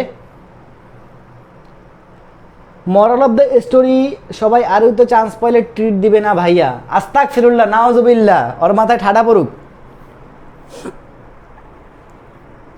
আমি কবে বলছি ট্রিট দেব না? যে রাবিতে আসবে তার জন্য বিশাল বিশাল মানে ট্রিট আছে, ঠিক আছে? রাবির সবচেয়ে মানে রাজশাহীর অনেক বড় বড় রেস্তোরাঁ আছে, এর ভিতর থেকে সবচেয়ে বড় যেটা আছে সেটাতেই তোদের জন্য ট্রিট রেডি আছে, ঠিক আছে? তবে কেউ যদি ট্রিপলি ডিপার্টমেন্টে আসতে পারিস তার জন্য স্পেশাল ট্রিট আছে। রাবির ট্রিপলি ডিপার্টমেন্টে কেউ যদি আসতে পারিস তার জন্য স্পেশাল ট্রিট আছে, এবং সেটা হচ্ছে গিয়ে আসলেই টের পাবি।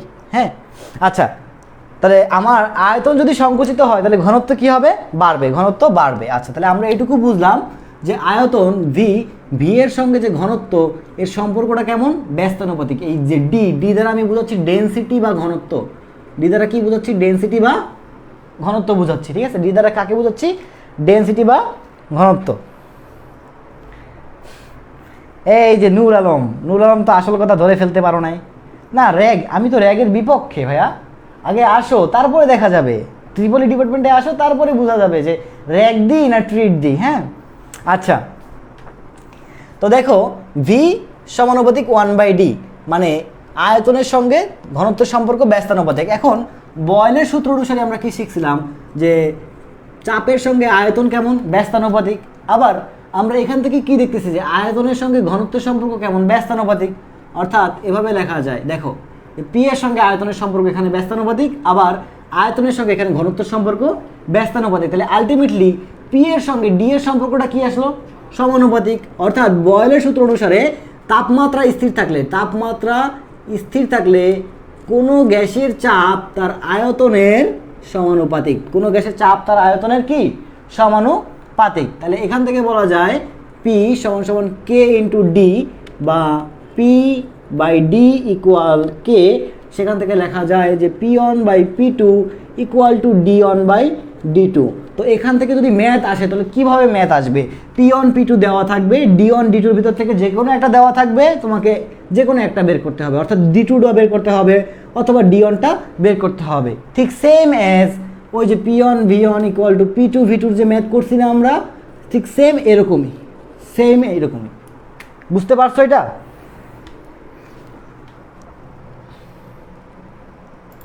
ইনশাল্লাহ নুকসার কথা কইলো কেডা? নুকসা যাইতে গেলে তো আমার কিডনিটা আগে বেচা লাগবে। এই কোনো ডাক্তারের সঙ্গে যোগাযোগ করো যে কিডনি কেনে। আমার 2টা কিডনি বিক্রি করা হবে এখন।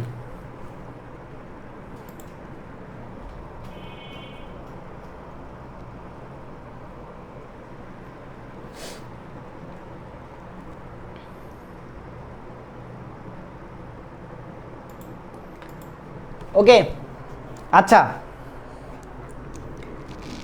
এবার চার্লসের অনুসিদ্ধান্ত।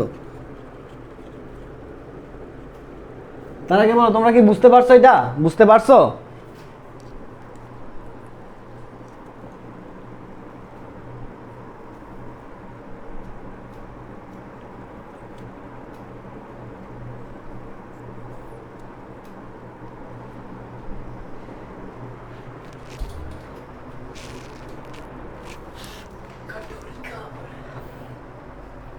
বুঝতে পারছো এটা তোমরা?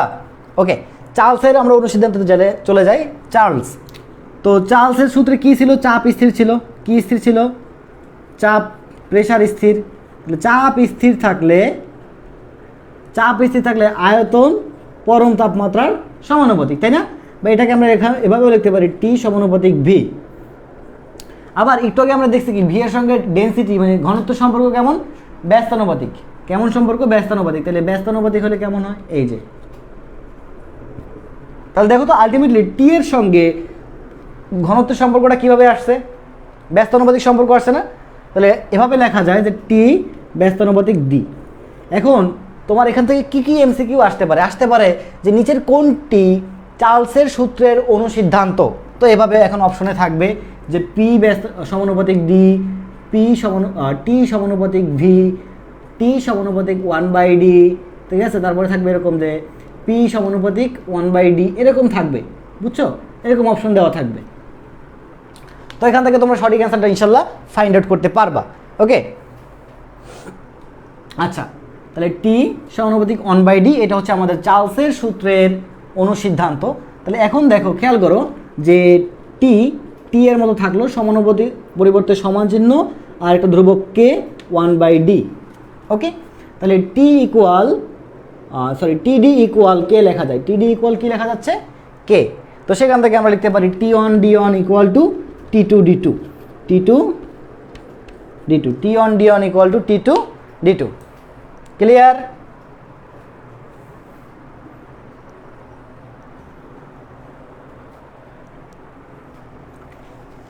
তো এই যে অনুসিদ্ধান্তগুলো পড়াইলাম, দেখো এই অনুসিদ্ধান্ত থেকেও তোমাদের কিন্তু ম্যাথ করতে কোনো প্রবলেম হবে না, আই হোপ। কারণ এই যে এই সূত্র, এটা হচ্ছে P1V1 ইকুয়াল টু P2V2 মতো, ঠিক আছে। তারপর এটা হচ্ছে তোমার এই যে এখানে ছিল তোমার P1/P2 ইকুয়াল টু D1/D2, এটা হচ্ছে যে তোমার T1/T2 ইকুয়াল টু V1/V2 এর মতো সূত্র।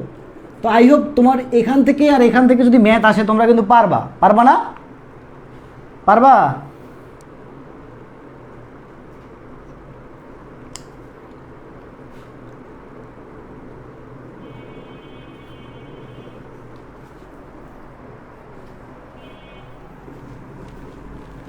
আচ্ছা, এবার একটু ক্রিয়েটিভ একটা কোশ্চেন দিই, দেখি কে পারো।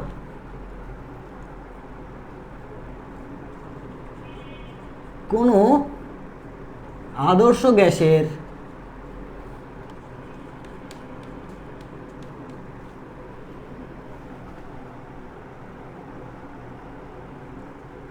তাপমাত্রা ও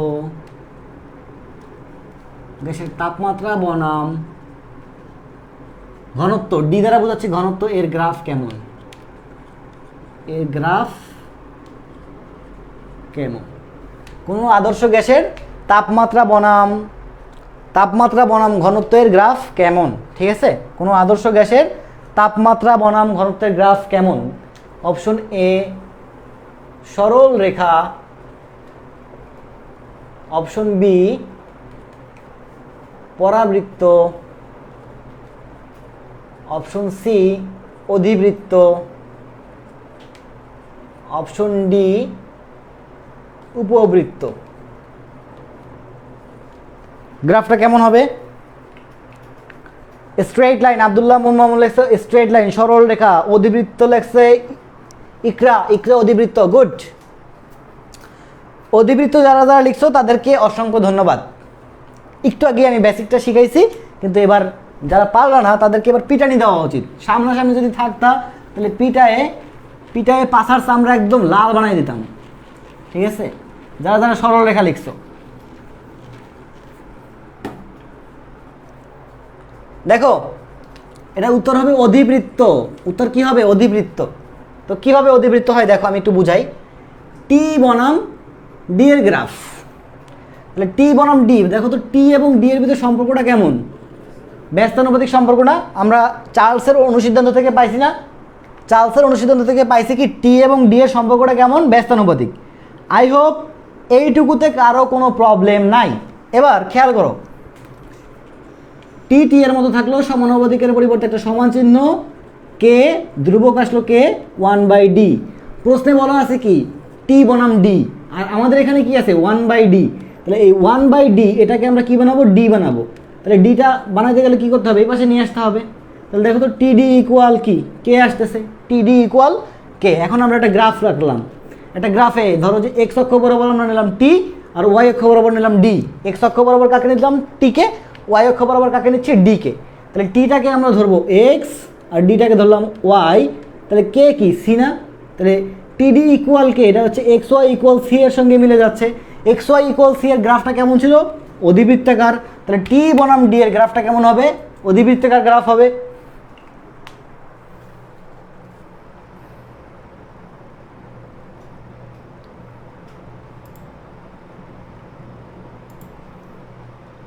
এই বুঝতে পারছো? যারা যারা সরলরেখা বলছো, একটা বেত নিয়ে আমার সঙ্গে দেখা করবা, 3 দিন বেঞ্চে বসতে পারবা না, এরকম অবস্থা বানাই দেবো। আমি বলছি টি বনাম ডি লিখেও রাখছি পাগলা, টি বনাম ডি আমি তো লিখেও রাখছি, তাই না?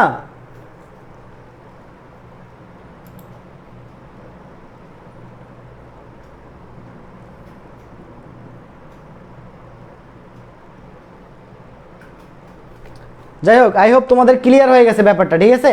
ক্লিয়ার হয়ে গেছে, পারবা না? ইনশাল্লাহ পারবা। ওকে,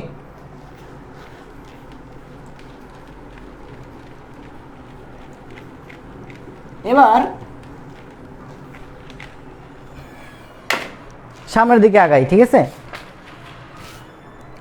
একটা সূত্র আছে, PV equal P1 V1 plus P2 V2 plus dot dot dot dot dot dot P3 PN VN। এই যে, তো এইটা হচ্ছে তোমাদের বয়েলের গ্রাফ, মানে বয়েলের সূত্র। তো এখান থেকেও কিন্তু ভার্সিটি লেভেলে প্রশ্ন আসে, ম্যাথ আসে এখান থেকে সরাসরি ম্যাথ আসে। তো এটা কিন্তু তোমরা ইন্টারমিডিয়েটও করে আসছো। কীরকম দেখো, খেয়াল করো যে এ একটা পাত্র আছে আর এ একটা পাত্র আছে, দুইটা পাত্র। প্রথম পাত্রে মনে করো গ্যাস আছে 1 অ্যাটমসফিয়ার চাপে এবং তার আয়তন হচ্ছে তোমার 3 লিটার। দ্বিতীয় পাত্রে গ্যাস আছে 2 অ্যাটমসফিয়ার চাপে এবং তার আয়তন হচ্ছে তোমার 1 লিটার। ওকে, দুইটা পাত্রে গ্যাস আছে, তাদের চাপ এবং আয়তন দেওয়া আছে। পাত্র দুইটা মনে করো স্টপ কর্ক দ্বারা আলাদা করা আছে। পাত্র দুইটা কি করা আছে? স্টপ কর্ক দ্বারা আলাদা করা আছে। তাহলে স্টপ কর্ক খুলে দিলে, এই যে স্টপ কর্ক খুলে দিলে এদের মিলিত চাপ কত হবে? মিলিত চাপ কত হবে? এই টাইপের প্রশ্ন কিন্তু ভার্সিটিতেও হয় এবং চিত্র দিয়ে অনেক সময় করে, আবার অনেক সময় তোমার হচ্ছে গিয়ে এরকম উদ্দীপক টাইপের দেওয়া থাকে। উদ্দীপক বলতে বাংলায় প্রশ্নটা লেখা থাকে, তো আমি চিত্র দিয়েই বোঝাচ্ছি। তো খেয়াল করো, তাহলে এরকম টাইপের যখন প্রশ্ন পাবা তখন তোমাকে PV equal to P1 V1 plus P2 V2 dot dot dot dot dot PN VN এই সূত্রে অ্যাপ্লাই করতে হবে। তাহলে আমাদের এখন PV equal to P1 V1 plus P2 V2 এটা অ্যাপ্লাই করলাম। দেখো এখানে আয়তন কত? 1 অ্যাটমসফিয়ার, তাহলে এটা হচ্ছে আমাদের P1, আর এখানে আয়তন কত? 3 লিটার, এটা হচ্ছে আমাদের V1। এখানে 2 অ্যাটমসফিয়ার, এটা হচ্ছে আমাদের P2, আর এখানে 1 লিটার, এটা হচ্ছে আমাদের V2। তাহলে দেখো মিলিত চাপ বের করতে বলছে, তাহলে এই যে P, এই Pটা হচ্ছে আমাদের মিলিত চাপ, এই P মিলিত চাপ, আর এই V হচ্ছে মিলিত আয়তন। তাহলে বের করতে হবে বড় হাতের P। তাহলে P equal to P1 V1 plus P2 V2 divided by V। খেয়াল করো, তাহলে P1 কত দেখো তো? P1 হচ্ছে 1 অ্যাটমসফিয়ার, তাহলে লিখলাম আমি 1। V1 কত? V1 হচ্ছে 3 লিটার, তাহলে লিখলাম আমি 3, প্লাস P2 হচ্ছে তোমার 2 অ্যাটমসফিয়ার, লিখলাম আমি 2। V2 হচ্ছে 1 লিটার। এখন এই যে V, এই V কত? V হচ্ছে মিলিত আয়তন, তাহলে V1 প্লাস V2, তাহলে V1 কত দেখো তো? V1 হচ্ছে তোমার 3 আর V2 কত? 1। 3 এবং 1 যোগ করলে হচ্ছে 4। তাহলে বাকিটা পারবা না তোমরা? আই হোপ পারবা, ঠিক আছে? আই হোপ পারবা। আচ্ছা, এটা সবার ক্লিয়ার? কারো কোনো প্রবলেম থাকলে বলতে পারো। ইশরাত রাত্রি লিখছে 5/3, অন্বেষা 5/4।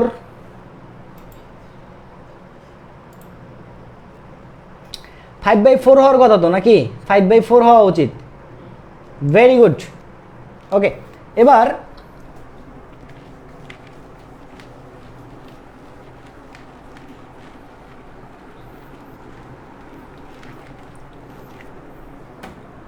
আদর্শ গ্যাস বেসিক্যালি 2 প্রকার। কি কি দেখো, গ্যাস বেসিক্যালি 2 প্রকার। একটা হচ্ছে তোমার আদর্শ গ্যাস এবং একটা হচ্ছে তোমার বাস্তব গ্যাস। গ্যাস বেসিক্যালি কয় প্রকার? 2 প্রকার। একটা হচ্ছে তোমার আদর্শ গ্যাস আর একটা হচ্ছে বাস্তব গ্যাস। ভুল করলেই শুধু নামটা পড়ে। তোমার আমি অনেক পছন্দ করি, এই জন্য তোমার নামটা আমি বারবার বলি, ঠিক আছে? ওকে, তো দেখো গ্যাস দুই প্রকার, একটা হচ্ছে আদর্শ গ্যাস, একটা হচ্ছে বাস্তব গ্যাস। ওকে, তো এখন এই আদর্শ গ্যাস, একটা আদর্শ গ্যাসের নাম বলতে পারবা কেউ? একটা আদর্শ গ্যাসের নাম বলতে পারবা?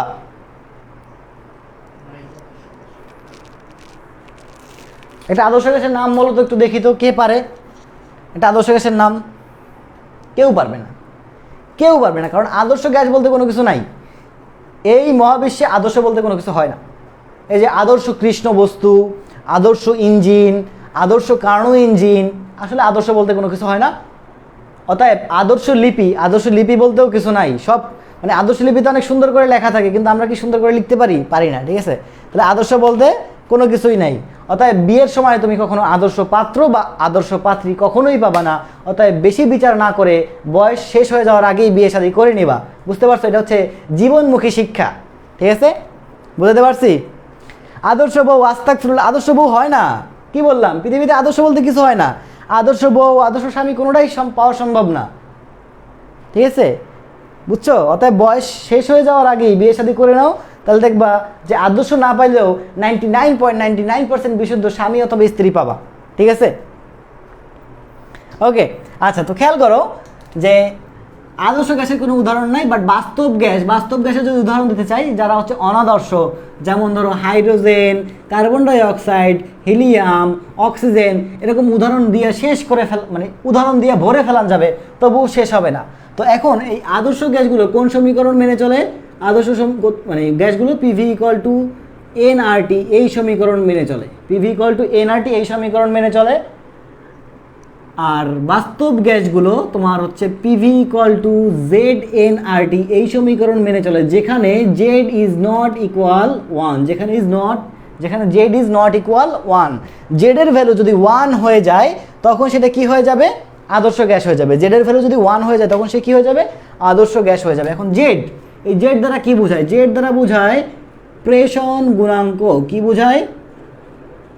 প্রেষণ গুণাঙ্ক বা সংকোচন গুণাঙ্ক। সংকোচন গুণাঙ্ক।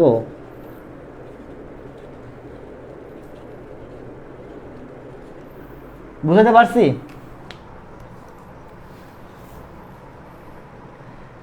আদর্শ বউ আসলেই কল্পনাতেই পসিবল। হ্যাঁ,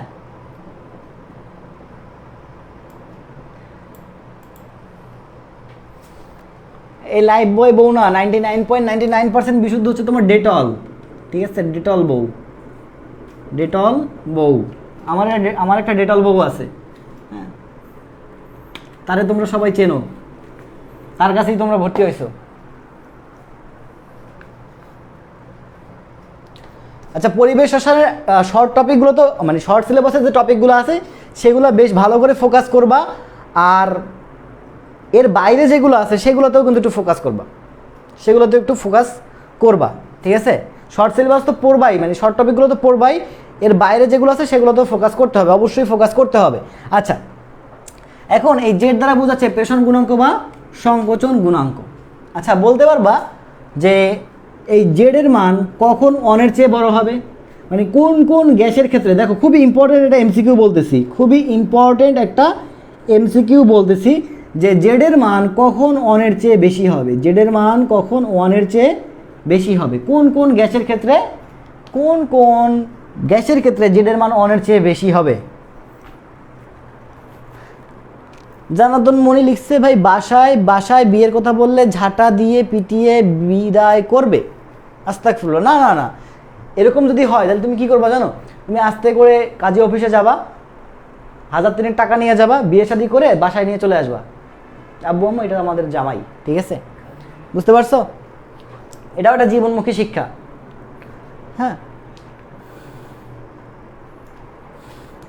ওকে, আচ্ছা, তো দেখো জেডের ভ্যালু হাইড্রোজেন এবং হিলিয়াম গ্যাসের ক্ষেত্রে, হাইড্রোজেন এবং হিলিয়াম গ্যাসের ক্ষেত্রে অনের চেয়ে বেশি, হাইড্রোজেন এবং হিলিয়াম গ্যাসের ক্ষেত্রে অনের চেয়ে বেশি। বাদ বাকি যত গ্যাস আছে, মনে করো কার্বন ডাই অক্সাইড, নাইট্রোজেন, তারপর হচ্ছে মিথেন, তারপরে তোমার যত গ্যাস আছে সেগুলোর ক্ষেত্রে জেডের মান অনের চেয়ে ছোট, জেডের মান অনের চেয়ে ছোট। তাহলে এখান থেকে এমসিকিউ আসে যে নিচের কোন গ্যাসটির ক্ষেত্রে প্রেষণ গুণাঙ্কের মান অনের চেয়ে বেশি হয়, ঠিক আছে?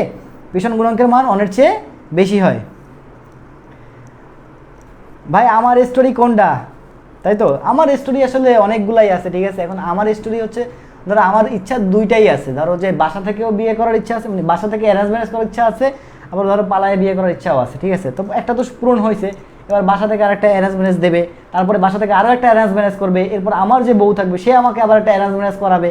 মানে আমার মোটামুটি চাহিদা 4টা পর্যন্ত আছে, ঠিক আছে। স্টোরি তো চাইলেই অনেকগুলো বানানো সম্ভব। হ্যাঁ, আশা করি এটুকু বুঝতে পারছো।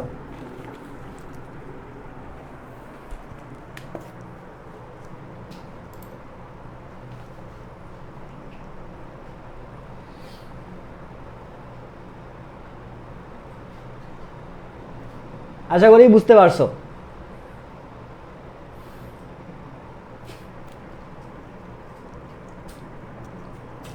ওকে, তো এখন এই আদর্শ গ্যাস, সরি বাস্তব গ্যাস আরও একটা সমীকরণ মেনে চলে। সেই সমীকরণটা আমরা একটু দেখব এবং সেই সমীকরণটা থেকে সরাসরি কিন্তু এমসিকিউ আসে।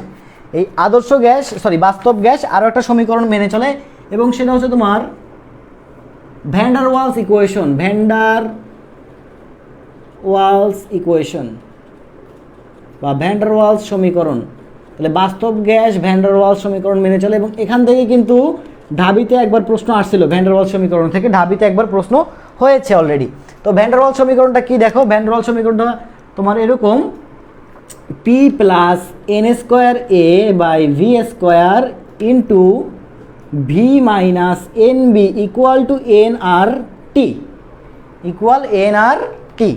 এটা হচ্ছে ভ্যান ডার ওয়ালস সমীকরণ।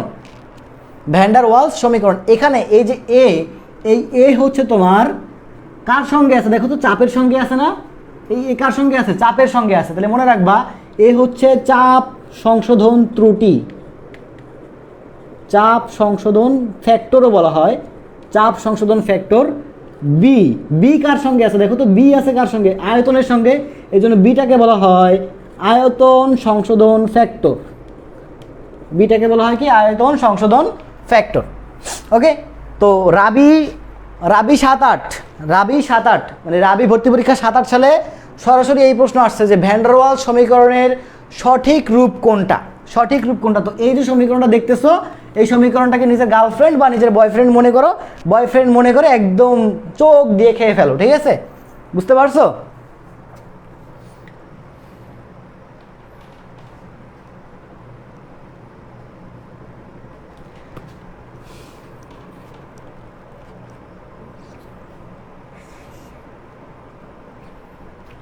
নো জামাই নো প্যারা, সিঙ্গেল ইজ রিয়েল লাভ, এই কথাগুলো যারা বলে তারা সবার আগে বিয়ে করে, যেমন আমি, ঠিক আছে?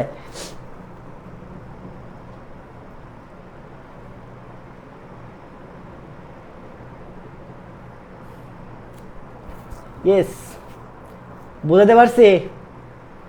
ওকে, আচ্ছা, এবার এখান থেকে কোন টাইপের প্রশ্ন আরও আসতে পারে সেটা একটু দেখি, যে এই যে ভ্যান ডার ওয়ালস ইকুয়েশন থেকে আর কোন টাইপের প্রশ্ন আসতে পারে। তো দেখো, প্রশ্ন হতে পারে এরকম যে 32 গ্রাম অক্সিজেনের জন্য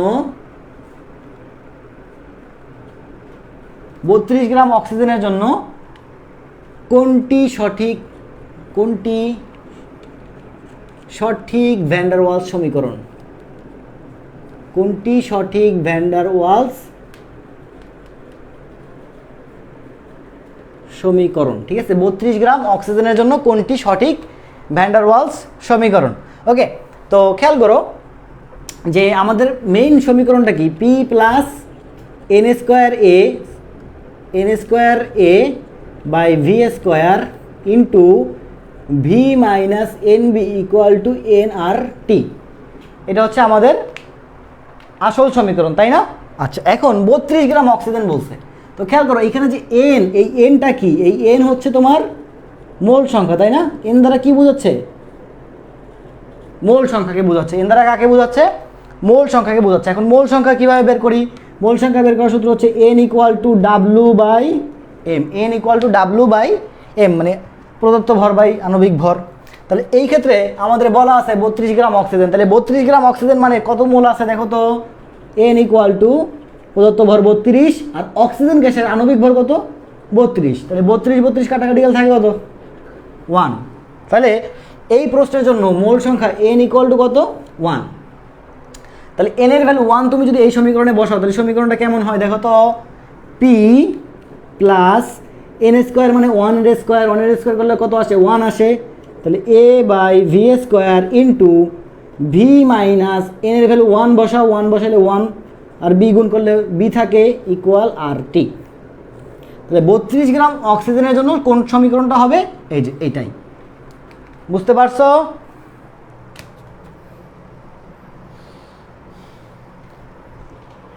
বড় হয়ে ফারহান ভাইয়া হব ইন্সপায়ার্ড, হ্যাঁ অবশ্যই হবে, সবে সমস্যা কি, অবশ্যই হবে। আচ্ছা উম্মে হাবিবা আয়েশা মিম পিভি ইকুয়াল টু আর টি না আপু, পিভি ইকুয়াল টু আর টি না, পিভি ইকুয়াল টু আর টি না। দেখছো সমীকরণটা কি হয়েছে, এখানে তো অক্সিজেন বলছে, অক্সিজেনের কথা বলছে না, অক্সিজেন মানে কি, এটা তো বাস্তব গ্যাস তাই না, অক্সিজেন বলতে এখানে কি বোঝাচ্ছে, বাস্তব গ্যাস বোঝাচ্ছে, বাস্তব গ্যাস, ঠিক আছে। বাস্তব গ্যাসের ক্ষেত্রে তো তোমার ভ্যান ডার ওয়ালস সমীকরণ ফলো করতে হবে, তুমি তো আদর্শ গ্যাসের সমীকরণ লিখলে হবে না। না না এটা এমসিকিউর জন্য, এটা এমসিকিউতেই আসছে আপু, এটা এমসিকিউতেই আসছে, হ্যাঁ এটা এমসিকিউতেই আসছে। 1 মোল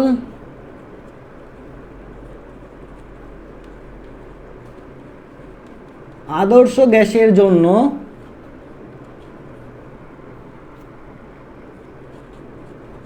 সঠিক সমীকরণ কোনটি, সঠিক সমীকরণ কোনটি, এখানে বলছে কি 1 মোল আদর্শ গ্যাসের জন্য, অর্থাৎ n ইকুয়াল টু কত 1, তাহলে সমীকরণটা কি PV equal to N R টি। তাহলে n বসালে কত হয়, n এর ভ্যালু 1, তাহলে পিভি ইকুয়াল টু আর টি, কত পিভি ইকুয়াল আর টি।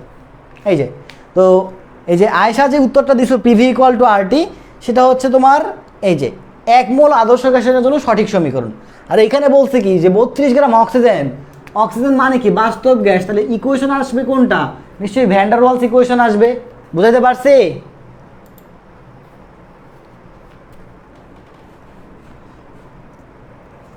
ভাই ক্লাসগুলো আগে নিলে ভালো হয়, কত আগে নেব বলো ভাইয়া, 7:30টায় নেব, পরের সপ্তাহ থেকে 7:30টায় নিই, ঠিক আছে, পরের সপ্তাহ থেকে 7:30টায় নিই। আর গরমকালে, গরমকালে মানে এখন তো তোমার হচ্ছে দিন বড় রাত ছোট, সো রাতে যে কখন সময়টা চলে যায় এটা আমরা কেউই টের পাই না, এটাও একটা ব্যাপার, হ্যাঁ ওকে। আচ্ছা তো আমাদের এইটুকু গেল। এবার তোমরা জাহাঙ্গীরনগর ডি ইউনিট, যে ডি ইউনিটে এখান থেকে প্রশ্ন আসছে কি জানো, এই যে এ এবং বি, এই এটাকে কি বলছিলাম চাপ সংশোধন ফ্যাক্টর, আর বিটাকে কি বলছিলাম আয়তন সংশোধন ফ্যাক্টর, তাই না। চাপটাকে কি বলছিলাম, তোমার চাপটাকে কি মানে এটাকে কি বলছিলাম চাপ সংশোধন ফ্যাক্টর, আর বিটাকে বলছিলাম আয়তন সংশোধন ফ্যাক্টর। তো এই যে এদের একক, মেন বই থেকে এদের একক অবশ্যই অবশ্যই মুখস্থ করবেন, অবশ্যই অবশ্যই মুখস্থ করবেন, মুখস্থ না করলে বিয়ে হবে না, ঠিক আছে। কারণ যখনই কনেপক্ষ দেখতে যাবে তোমাকে, হ্যাঁ তখন কনেপক্ষের বাবা জিজ্ঞেস করবে বলো তো বাবা চাপ সংশোধন ফ্যাক্টরের একক কি, যখন তুমি পারবে না তখন বিয়ে কিন্তু ক্যান্সেল, ওকে। অর্থাৎ বিয়ে করার জন্য একটু হলেও সায়েন্স শিখতে হবে, এবং এটাই সায়েন্স, বুঝতে পারছি। ফজরের পর নেন, হ্যাঁ ফজরের পরে নিলে হয়, কিন্তু যদি তোমরা থাকতে পারো তাহলে আমি নেব 7:30টায় নেবো, আগামী সপ্তাহ থেকে 7:30টায় নেবো, এই সপ্তাহ 8টাতে চলুক।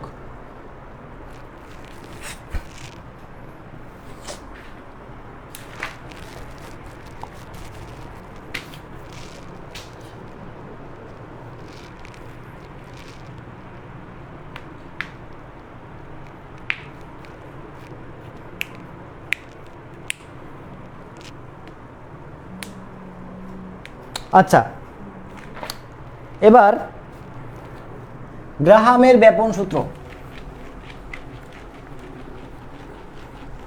গ্রাহামের ব্যাপন সূত্র, এখান থেকে এমসিকিউ হবে, শিওর থাকেন যে এখান থেকে এমসিকিউ আসবে। গ্রাহামের ব্যাপন সূত্র,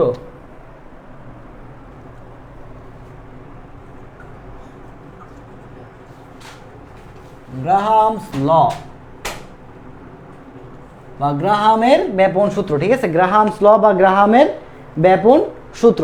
তো খেয়াল করো যে তোমার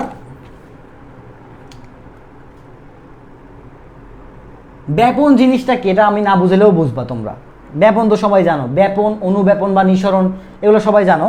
তো দেখো যে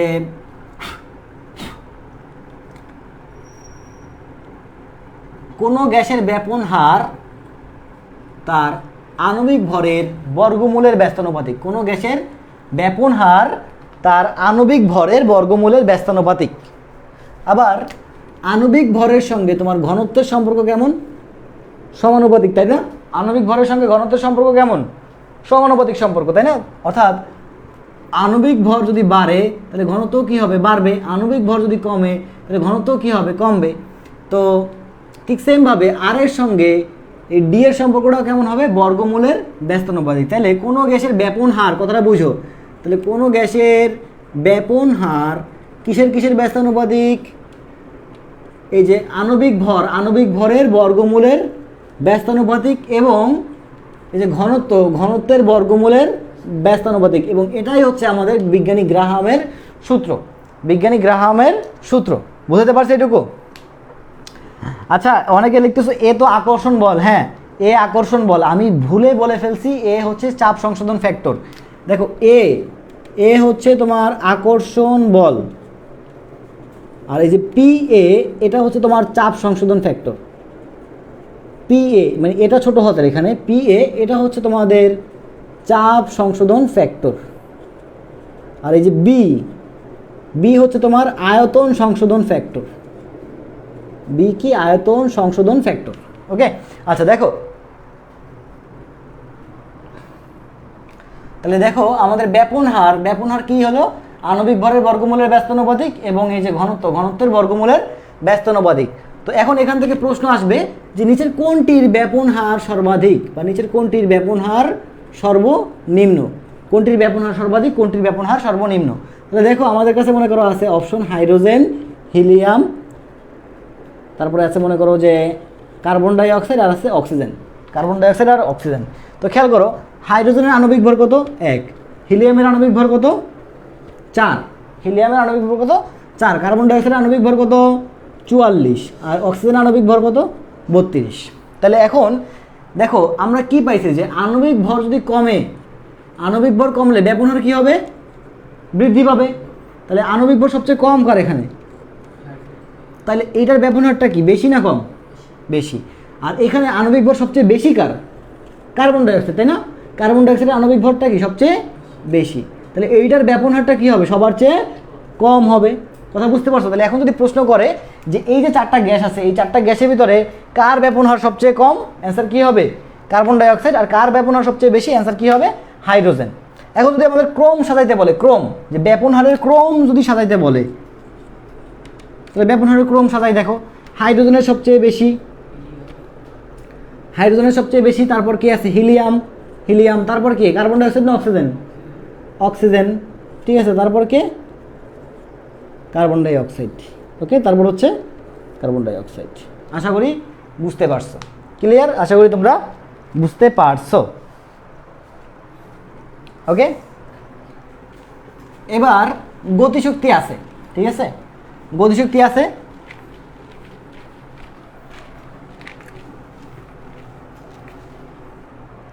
আচ্ছা, বাই দ্য ওয়ে, তাহলে দেখো গ্রাহামের ব্যাপন সূত্র থেকে আরেকটু বলি যে আর এর সঙ্গে তোমার এম এর সম্পর্কটা কেমন? ব্যস্তানুপাতিক না?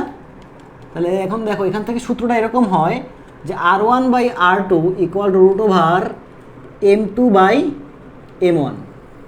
এটা হচ্ছে গ্রাহামের ব্যাপন সূত্রের গাণিতিক রূপ। এটা কি? গ্রাহামের ব্যাপন সূত্রের গাণিতিক রূপ। এখন এই সূত্র থেকে যদি ম্যাথ আসে তোমরা কি পারবা? একটু বলো তো, এই সূত্র থেকে যদি ম্যাথ আসে তাহলে তোমরা কি পারবা কি পারবা না বলো তো?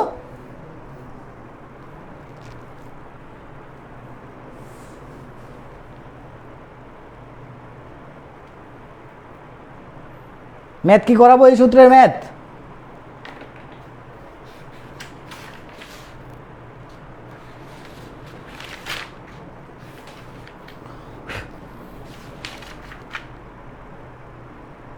ইনশাল্লাহ পারবা।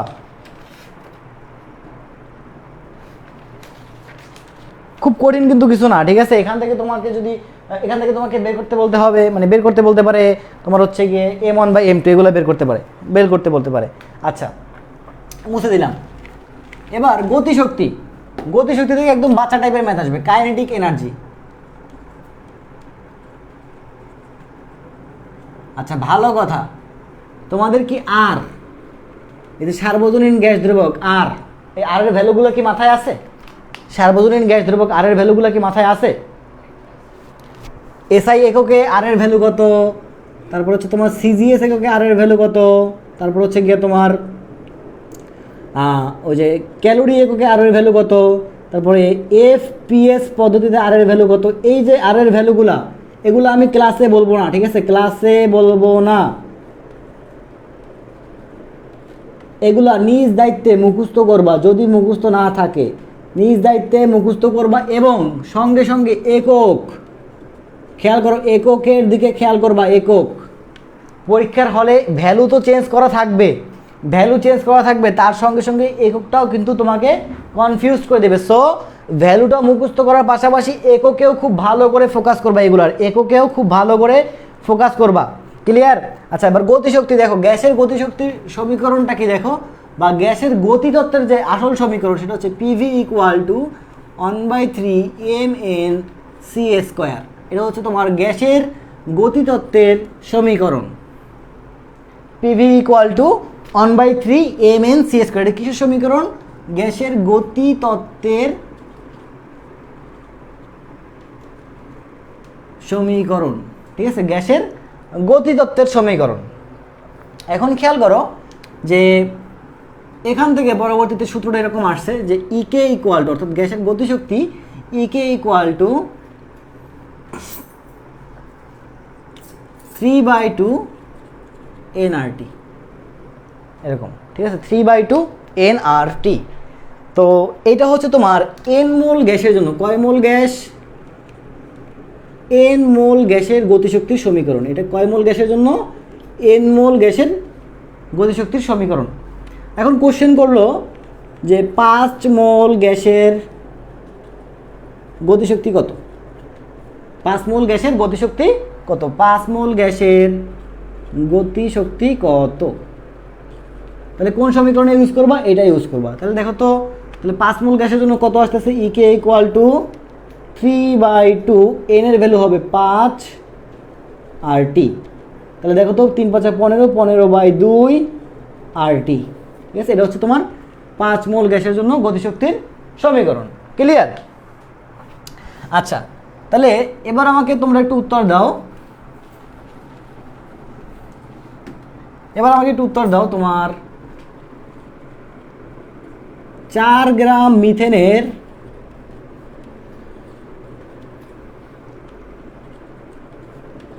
গতিশক্তির সমীকরণ কোনটা হবে? 4 গ্রাম মিথেনের গতিশক্তির সমীকরণ কি হবে? এটা একটু উত্তর দাও তো। 4 গ্রাম মিথেনের গতিশক্তির সমীকরণটা কেমন হবে?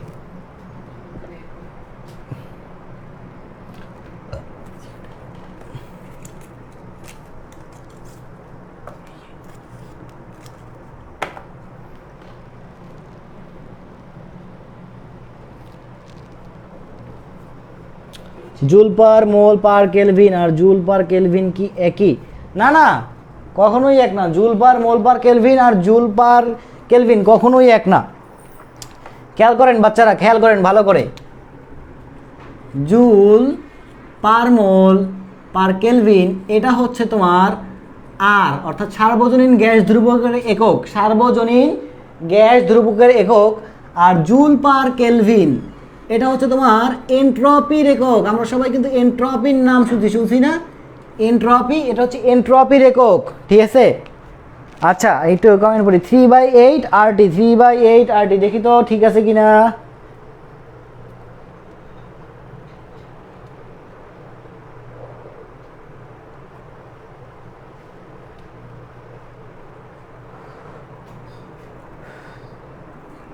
ওকে, দেখি ঠিক আছে কিনা। 4 গ্রাম বলা আছে, কত গ্রাম? 4 গ্রাম। তাহলে 4 গ্রাম থেকে আগে আমরা মোল সংখ্যা বের করি।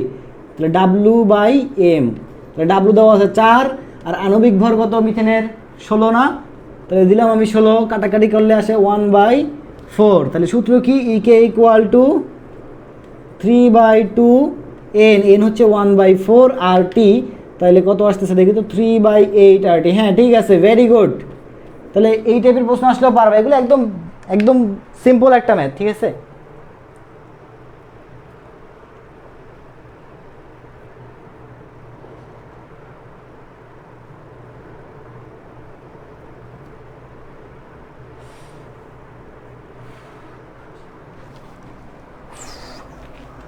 আচ্ছা,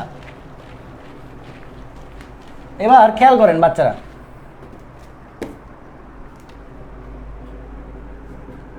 এক মোল গ্যাস মানে কি? 6.023 ইন্টু 10⁻23। এতটি অণুর গতিশক্তি কত দাঁড়াচ্ছে? এতটি অণুর গতিশক্তি দাঁড়াচ্ছে ইকে ইকুয়াল টু 3/2 RT, তাই না? এক মোল গ্যাসের গতিশক্তি এটাই তো দাঁড়াচ্ছে নাকি? এক মোল গ্যাসের গতিশক্তি এটা দাঁড়াচ্ছে না? তাহলে এখন এক মোল গ্যাস মানে কি? এতটি অণু। তাহলে এতটি অণুর গতিশক্তি কত? 3/2 RT। তো এখন যদি বলি একটি অণুর গতিশক্তি কত, তাহলে কি হবে দেখো তো? এই যে ইকে, এটাকে আমরা 6.023 ইন্টু 10⁻23 দ্বারা ভাগ করব, মানে কি? এটা তো অ্যাভোগাড্রো সংখ্যা, তাহলে এন এ দ্বারা ভাগ করব, তাই না? মানে ইকুয়াল 3/2 আর divided by N A into T. তো দেখো আর বাই এন এ, খেয়াল করো, আর বাই এন এ মানে হচ্ছে তোমার কে, কারণ আর একটা ধ্রুবক সংখ্যা, এন এ একটা ধ্রুবক সংখ্যা, ধ্রুবক দ্বারা ধ্রুবককে ভাগ করলে কি পাওয়া যায়? ধ্রুবক পাওয়া যায়। তাহলে 3/2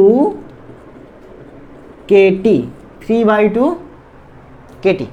ওকে, তো এটাই হচ্ছে আমাদের গতিশক্তির সমীকরণ। কিসের জন্য? একটা অণুর জন্য। কয়টা অণুর জন্য?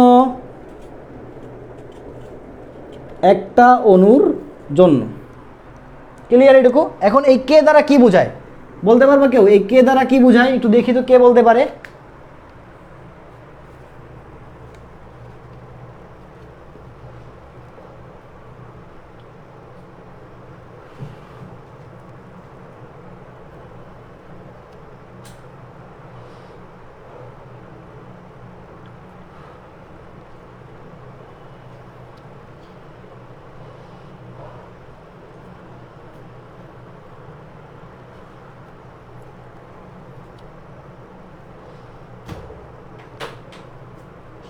ইয়েস, বোল্টজম্যান ধ্রুবক। ইয়েস, বোল্টজম্যান ধ্রুবক।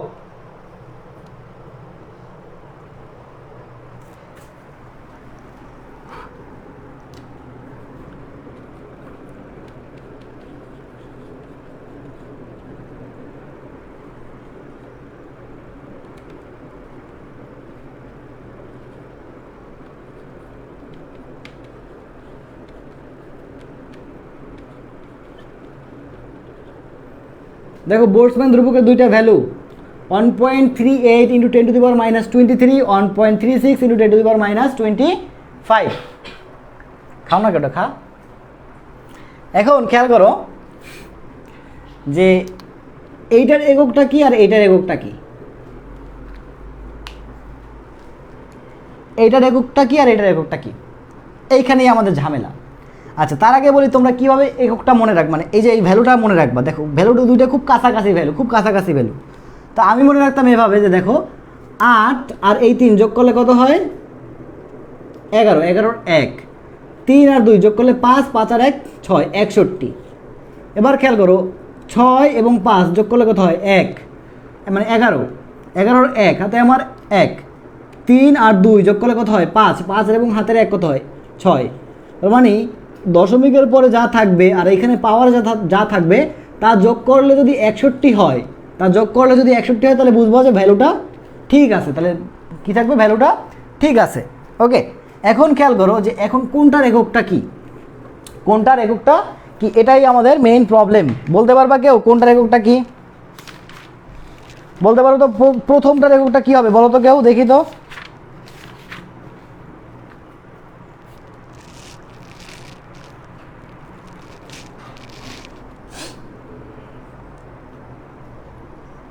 হ্যাঁ, এটা হচ্ছে এসআই একক। ইয়েস, এসআই একক। এখন এসআই এককের এককটা হচ্ছে এরকম, joule per molecule, joule per molecule per kelvin.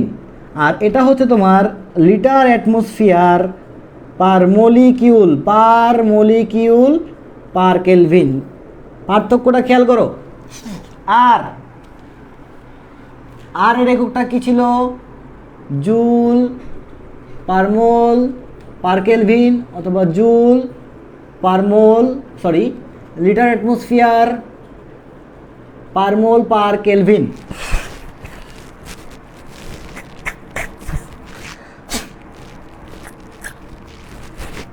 তো খেয়াল করো, এটা হচ্ছে আর এর একক ছিল, আর এটা হচ্ছে তোমার বোল্টজম্যান ধ্রুবকের একক।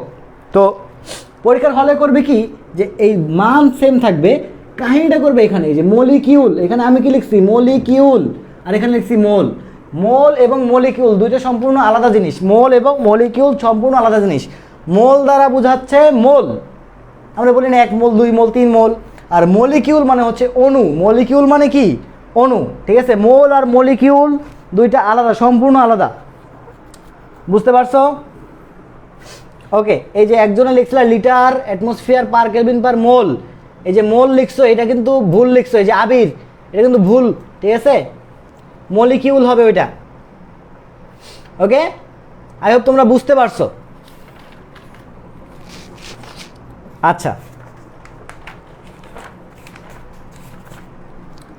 তাহলে এবার আমাকে বলো তো,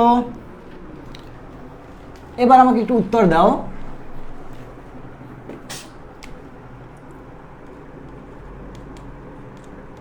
পাঁচটি মিথেন অণুর গতিশক্তি কত? 5টি মিথেন অণুর গতিশক্তি কত, ঠিক আছে, 5টি মিথেন অণুর গতিশক্তি কত? তো দেখো এটার অ্যান্সারটা কি হবে, তাহলে একটা মিথেন অণুর মানে একটা অণুর গতিশক্তি কত পাই, 3/2 কেটি।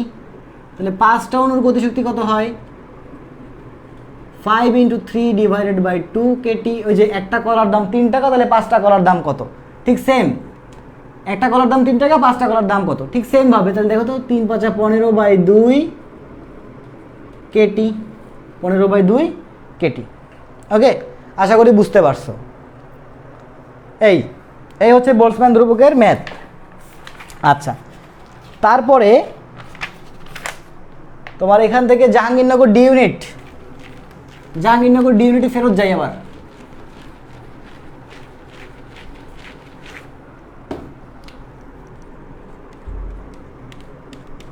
প্রাইমারি এবং সেকেন্ডারি দূষক নাম শুনছো না?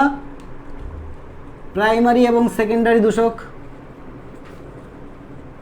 তো নিচের কোনটি প্রাইমারি দূষক, নিচের কোনটি সেকেন্ডারি দূষক, এটা যেমন মেডিকেলের জন্য ইম্পর্টেন্ট তেমন জাহাঙ্গীরনগর ডি ইউনিটের জন্য অনেক বেশি ইম্পর্টেন্ট। তো আমার যারা রেগুলার ভিডিও দেখো তারা কিন্তু অলরেডি এটা জানো যে কোনটা প্রাইমারি দূষক আর কোনটা তোমার হচ্ছে গিয়ে সেকেন্ডারি দূষক। তো এখন বইতে কী কী উদাহরণ দেওয়া আছে দেখো প্রাইমারি দূষকের, সালফার ডাইঅক্সাইড, তারপর হচ্ছে তোমার কার্বন ডাইঅক্সাইড, তারপরে দেওয়া আছে কার্বন মনোঅক্সাইড, তারপরে আছে তোমার হচ্ছে গিয়ে মিথেন, ঠিক আছে, তারপরে তোমার হচ্ছে অ্যামোনিয়া, H2S, এগুলো হচ্ছে তোমার সব প্রাইমারি দূষক। সেকেন্ডারি দূষক উদাহরণ মনে না রাখলেও চলবে, সেকেন্ডারি দূষক মনে না রাখলেও চলবে। ভাই 10টার মধ্যে কি শেষ হবে ক্লাস? হ্যাঁ 10টার ভিতরে শেষ হবে, এটাই আমি লাস্ট টপিক পড়াবো, এইটা পড়াই শেষ করে দিচ্ছি, ঠিক আছে। ওকে, তো দেখো এই যে প্রাইমারি এবং সেকেন্ডারি এগুলো কিভাবে মনে রাখবা, মনে রাখবা যে আণবিক ভর, গ্যাসের আণবিক ভর যদি 44-এর সমান অথবা ছোট হয়, 44-এর সমান অথবা ছোট হয় তখন সেটা প্রাইমারি দূষক। গ্যাসের আণবিক ভর যদি 44-এর সমান অথবা ছোট হয় তখন সেটা প্রাইমারি দূষক। আমি একটু সেকেন্ডারি দূষকের উদাহরণগুলো লিখি তাহলে আরও বুঝতে সুবিধা হবে।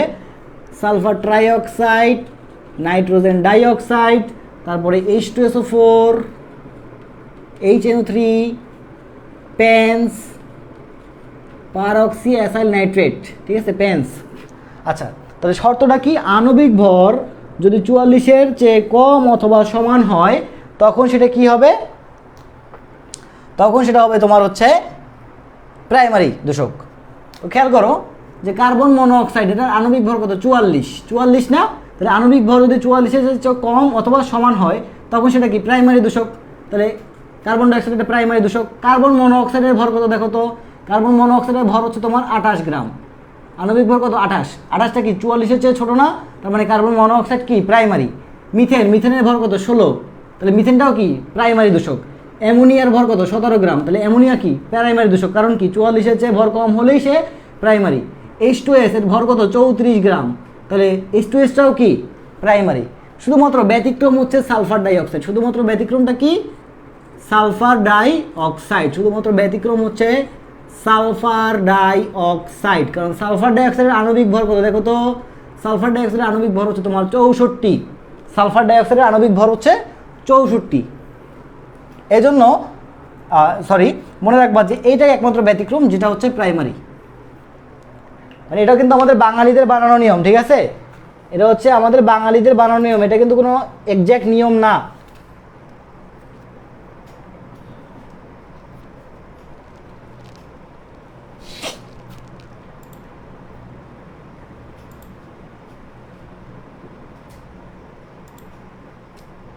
বুঝাতে পারছি সবাইকে?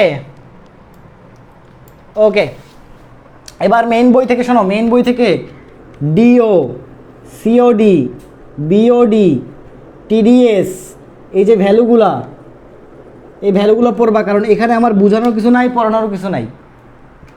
ক্রোমিয়াম, ক্রোমিয়াম, ক্যাডমিয়াম, লেড, এগুলোর প্রভাবে কি রোগ হয়, দাঁতের মাড়ি নীল হয় কেন, ইটাই বা আউচাউজ রোগ হয় কিসের জন্য, এগুলোও পড়বা। এবং এগুলা সব জাহাঙ্গীরনগর ডি ইউনিটের জন্য, সব জাহাঙ্গীরনগর ডি ইউনিটের জন্য, ঠিক আছে, বুঝাতে পারছি?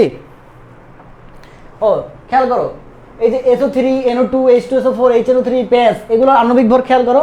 SO3 এর আণবিক ভর কিন্তু 44-এর চেয়ে বেশি, নাইট্রোজেন ডাইঅক্সাইডের আণবিক ভর 44-এর চেয়ে বেশি, H2SO4 এর আণবিক ভর 44-এর জন্য চেয়ে বেশি। তাহলে আণবিক ভর যদি 44-এর চেয়ে বেশি হয় তখন সেটা ধরবা সেকেন্ডারি, আর আণবিক ভর যদি 44-এর চেয়ে কম হয় তখন সেটা হবে কি প্রাইমারি। বুঝতে পারছি? বুঝতে পারছি? ক্লিয়ার?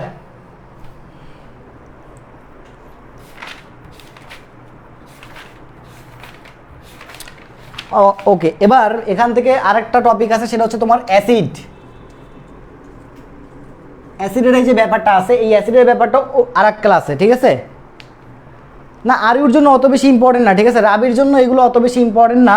তবে বিওডি, সিওডি, টিওডি, ডিওডি, এই যে এগুলো আছে, এগুলো মোটামুটি সব জায়গার জন্য important. DO, COD, BOD, TDS value, তারপর হচ্ছে গিয়ে তোমার পিএইচ ভ্যালু, পানির যে পিএইচ ভ্যালু, হ্যাঁ, এগুলো মোটামুটি আরুর জন্য ইম্পর্টেন্ট। একেবারে যে আরুর জন্য খুব বেশি ইম্পর্টেন্ট তা না, তবে জাহাঙ্গীরনগর ডি ইউনিটের জন্য মহামারী ইম্পর্টেন্ট, ঠিক আছে, জাহাঙ্গীরনগর ডি ইউনিটের জন্য অনেক বেশি ইম্পর্টেন্ট। ক্লিয়ার? বুঝাতে পারছি আজকে?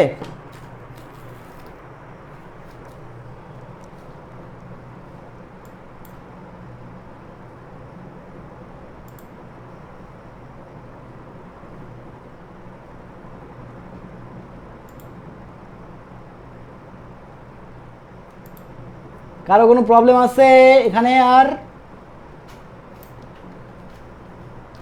ওকে, আর অ্যাসিডের যে ব্যাপারটা আছে তোমার, ওই যে আর্সেনিয়াস অ্যাসিড, লুইস অ্যাসিড, তারপরে হচ্ছে তোমার এই যে এগুলা পরের ক্লাসে, এগুলো পরের ক্লাসে। তারপরে তোমার হচ্ছে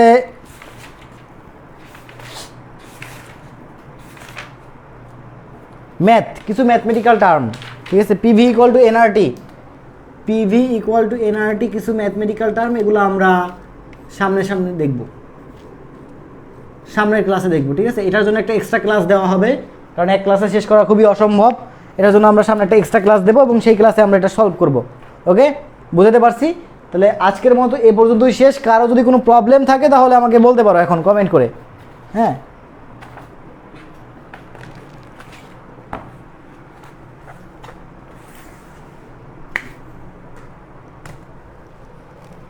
কারো কোনো প্রবলেম আছে? মনে হয় নাই।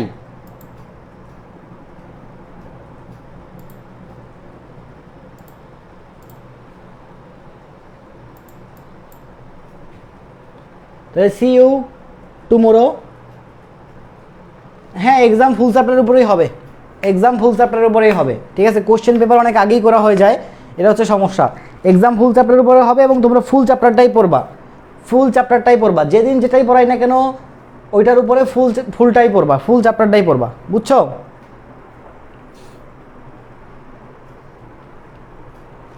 হ্যাঁ, বইয়ের শেষে যে অবজেক্টিভগুলো আছে এগুলো জাহাঙ্গীরনগর ডি ইউনিটের জন্য ইম্পর্টেন্ট, অবশ্যই ইম্পর্টেন্ট, অবশ্যই ইম্পর্টেন্ট।